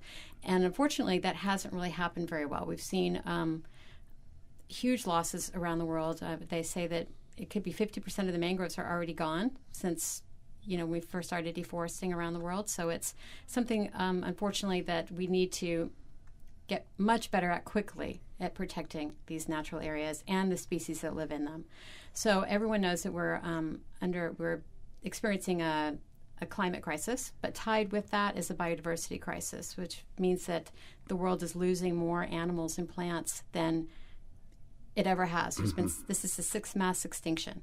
So basically since the time of the dinosaurs, when everything went extinct, it's happening again, but because of us. But because it's happening because of us, that means that we have the power to do something about it. Exactly. Yeah. So I think it's encouraging. It means that we can actually take measures into our hands and make changes because we understand how important these areas are at protecting the animals that live here that live nowhere else in the world, that make Cayman special, right? And that we rely on as well. So that's why the National Trust and the Department of Environment are looking at different ways that we can do that. And we want to do it with the local people, to take consultation and to take your ideas about what you think should be protected and work together to set aside these special areas. Okay, can we go back to invasive species for a moment and talk about what we can proactively do to manage invasive species populations? And when we're talking about invasive species, we're not just simply talking about animals, right? We're talking about plant life and everything as well. And if you can, recognizing that some of you are civil servants, others work for statutory companies. Speak to development in the Cayman Islands, and while we have laws and regulations in place, there are some people who believe that development in the Cayman Islands is really going unchecked, and development. The balance is tilted more towards the developer than it is to trying to retain some of what we had before and what we need to continue to have. So let's talk about how do we go about managing invasive species. Anyone? I can start sure. a little bit of touch towards that. So I think one of the key things we can do is to encourage people to get engaged in that conversation. Often it's a highly emotive topic. Certainly when you come to some invasive species, it really is.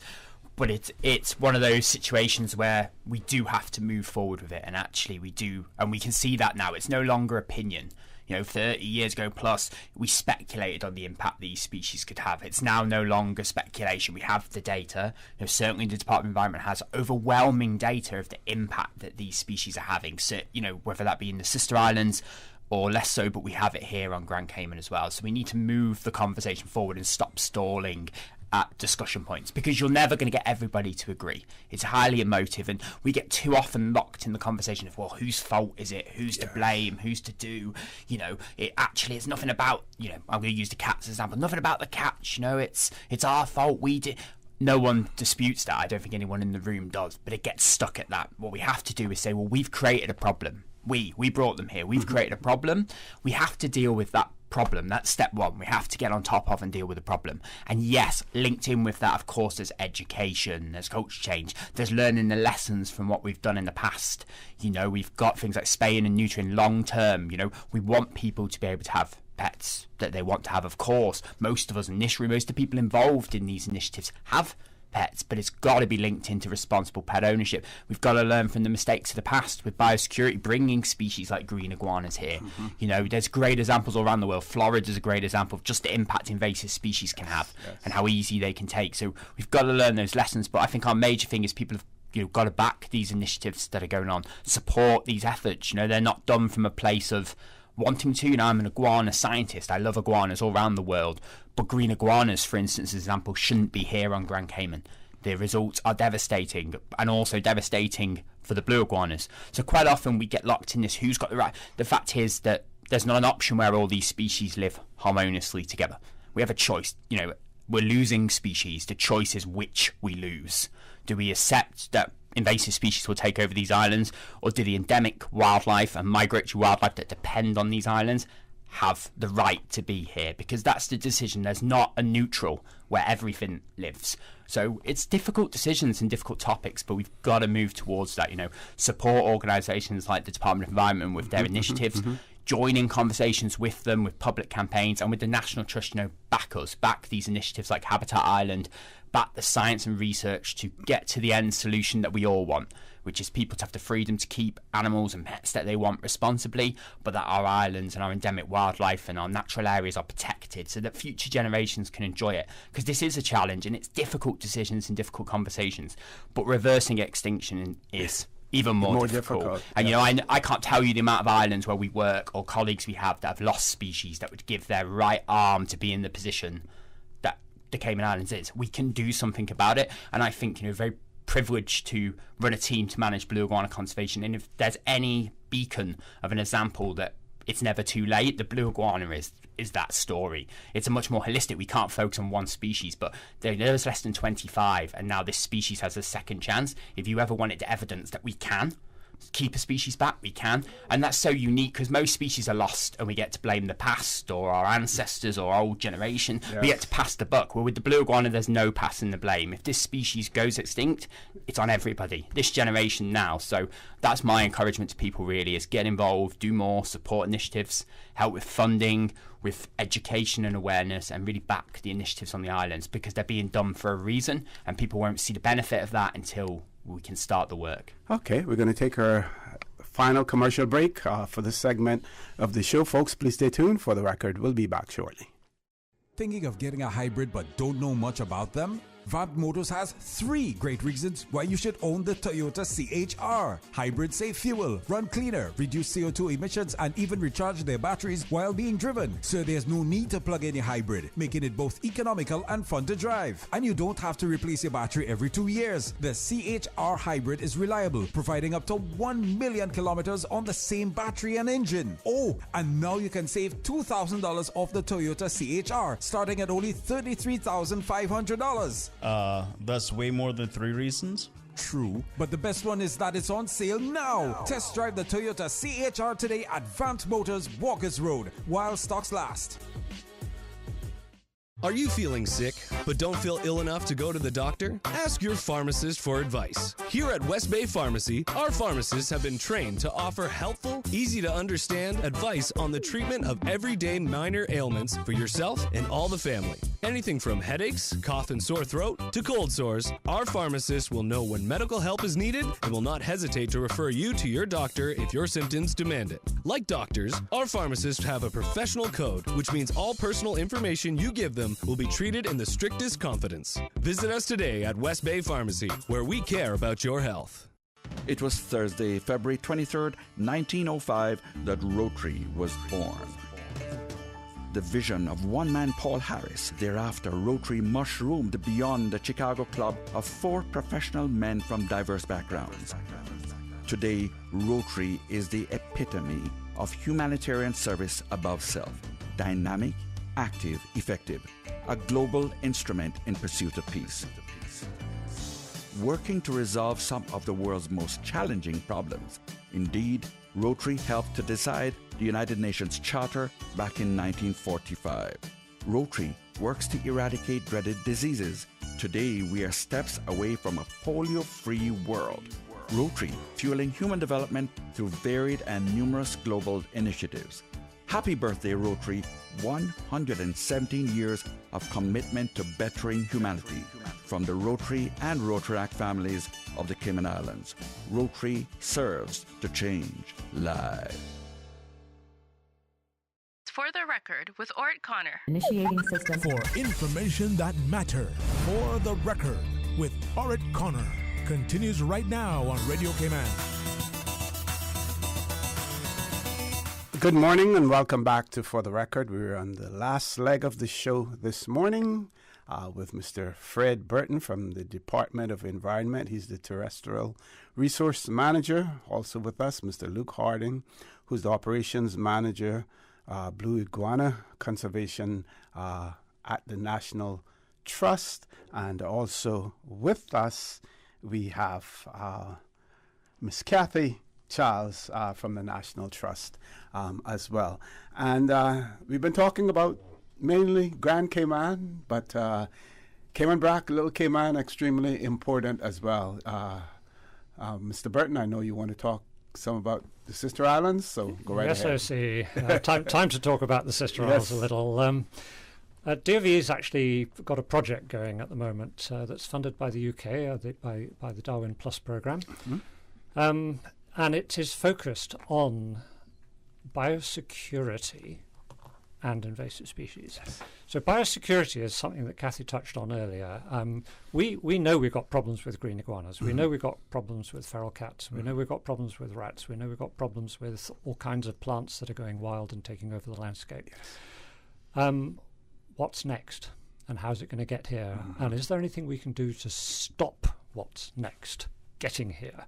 And that's what biosecurity is partly about. But we're also very keen to make sure that we stop the accidental transport of things like green iguanas from Grand Cayman to Little Cayman, to Cayman Brac.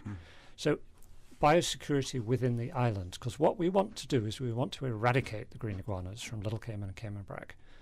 That is theoretically possible, but it's only theoretically possible if they don't keep arriving there from here.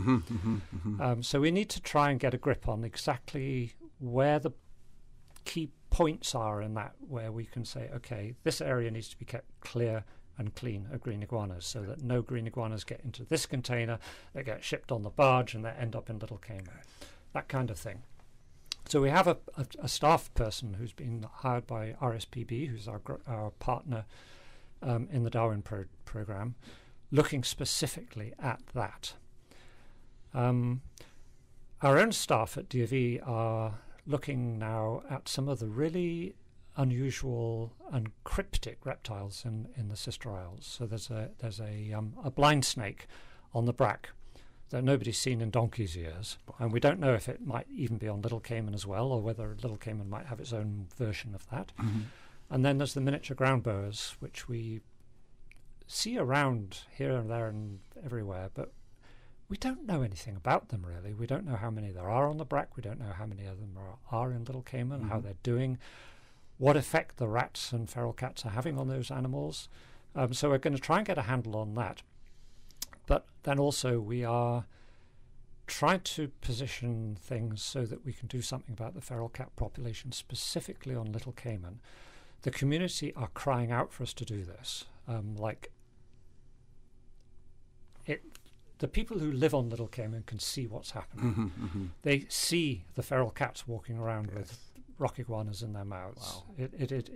They see the booby colony declining. They see the brown boobies vanishing from Cayman brack. Everybody knows that we have a crisis in the Sister Isles that's all keyed up in this feral cat situation. We are moving towards the point where we're going to be able to do something about that. And I really hope that we're going to be able to give some relief to the wildlife in Little Cayman this year. Great. As part of this Darwin project, we're actually going to look at the possibility in a very structured and careful way whether it might be possible to eradicate feral cats from Little Cayman. That would be a very ambitious undertaking, and it would be a very expensive undertaking. But what we're going to try and do is figure out, is it possible? If the answer is it's possible, then we need to look at how we might actually go about doing it. But we don't know at this point whether it's feasible or not. So we're going to do a feasibility analysis. But that's where our mind is going. Perhaps Little Cayman could be freed of feral cats. And then Little Cayman would start looking a bit like what Luke was talking about, the Botanic Park on a larger scale. The rock iguanas could recover because they're declining right now. We've got data from surveys DOV have been doing over the years that just show what's happening. The population is an aging population. So you go out there and you find all these adults, and a lot of them are getting run over on the roads, but anyway, it's mostly adults. There's very few young adults, and there's almost no youngsters. Wow. If you look to the surveys several years ago, you can see it wasn't like that. There were a lot more young ones around, and that's where a healthy population should look, right? You've got a lot of youngsters, quite a lot of teenagers, and not too many old age pensioners. You see a population that's old age pensioners and no children, you know you're in trouble. Yes. Definitely. That's what the Sister Isles rock iguanas are looking right now. And if we don't do something about that recruitment to the population, if we don't relieve the Sister Isles young rock iguanas from that unsustainable predation, what's going to happen is one day all those old age pensioners are going to die, and then suddenly you'll say, where are all the iguanas gone? Yes. Yeah. Yeah.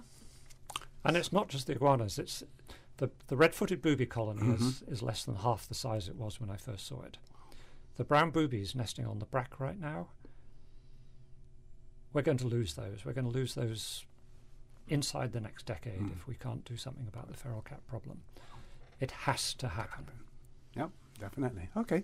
We want to go around the table to give everyone an opportunity for some closing comments as well. So we'll start with you, Kathy. Sure. Hi. Thanks so much again for having us on today. And I would just encourage everybody out there to get involved, because we can all make a positive difference to this problem that we've been discussing. I don't want it to seem like it is too depressing or too overwhelming, because it's something that if we get our minds behind this and actually make a change, all of us, then we can solve these problems, because they're not insurmountable. We can see what the problem is and we can fix it. So get involved with the National Trust. You can become a member. Members are our backbone. That's how we make things happen. And you can find out what sorts of things we have going on that you can participate in as well. As a matter of fact, we're having National Trust Week, which will be right around Earth Day at the end of April. So April 19th, there's going to be a conference. We're going to have some amazing speakers talking about some very unusual topics that are fascinating, and I encourage everybody to be involved in that.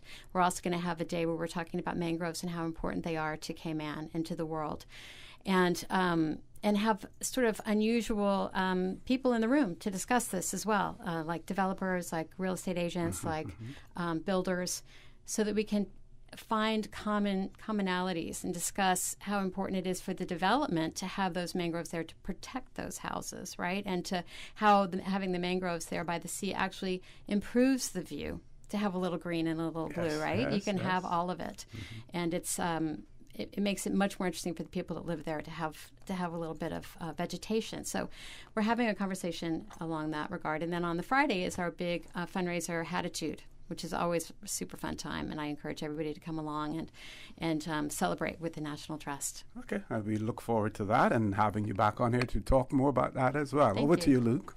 Oh, yeah. Just to echo a thanks for having us on. You know, World Wildlife Day, every day is World Wildlife Day in our lives. Yes. But it's super exciting to have this platform to speak. And, you know, for me, we've talked about some difficult conversations today, but underbodied in all that is this message of hope that we can do something, we should do something. I've been very fortunate to travel the world working with species, and the biodiversity here on the Cayman Islands is some of the most beautiful in the world. We have such unique species, and we've got a chance to protect all of them that are left. So that's my encouragement to everybody. As far as blue iguanas, there's lots people can do. You can follow us on social media, you can share, you can tell everybody you ever meet about a blue iguana. That's one simple way to help. Come and visit us. Our facilities based within the Queen Elizabeth Botanical Park. Come see a blue iguana for yourself. Come hear about the amazing story of conserving this species so far. Get involved in things like International Blue Iguana Day on the 8th of May. That's really exciting. We have our Blue Iguana Guardians. Come volunteer your time. Could be an hour a week, could be a day a week, could be less. Get in touch with us about that. Become an iguana gardener. There's lots of ways that we're looking to the community to help us. So get involved. Follow us for our projects like Habitat Island that's coming up. Join the National Trust, support the work of the Department of Environment, and together, hopefully by next World Wildlife Day, we can be sat here talking about all the great things that we started making progress towards. Definitely. Mr. Burton, and in your closing comments, can you tell us about the history of the whistling duck, and what is the position of the whistling duck here in the Cayman Islands? I know that one of the natural habitats for the whistling duck was the South Sound area, and of course where the Linford-Pearson Highway cut through as well. I recall seeing people feeding the whistling ducks, but even before that, there was a man by the name of Alveston. I think his last name was Bush, Alveston Bush, in South Sound, and that's where the whistling ducks used to be as well. What's the position on the whistling duck? So the whistling ducks are doing really well. Good. One of the people we should recognise is Willie Penny Evanks up in Northside, who also loves those birds and feeds a huge flock of them there. And I went up there with a student who was here to do her master's study, and she put a radio transmitter on one of Willie's ducks and tried to follow it, and it just went. It took off, and she couldn't figure out where it was. So I was working with MRCU at that point. So I bummed a ride on the MRCU spray plane with a radio receiver, and beep beep beep beep, and the spray plane pilot did, there it is, and back, started doing these tight turns over this little spot, and I just managed to get a position on it before I started feeling really queasy. But anyway, it told us what we always thought. These birds nest in the mangroves. Okay. Mangroves and whistling duck are one and the same things. Mm-hmm. They come out of the mangroves at night, and they feed on seeds. Naturally, they feed on seeds in flooded pastures and places like that. And of course, they love cracked corn if you're giving them some help. But they're doing really well. I just want to close, Tracy, with the protected area nominations things. If you know a place, if there's a place you really love, a wild place you really love to go, and you would like to see it protected, this is your opportunity to make a nomination. Describe it. It doesn't have to be a terribly formal document. Describe it. Where is it? Where is it in a way that we could actually put it on a map? What's there in terms of wild things that you like and you think should be protected? Send this to conservation@gov.ky. And that's the Secretary of the National Conservation Council. conservationcouncil@gov.ky. We will receive that nomination, and it will be given its fair airing. Excellent. I want to thank all of you for being here this morning. Wish you all the luck in the future, and anything that we can do and the people of the Cayman Islands can do, we urge everyone to do that as well. Folks, closing off very quickly, just adjourned Sterling, Drainy Banks at 12:15 for talk today, and as usual, we ask the good Lord to bless these three beautiful, wonderful Cayman Islands.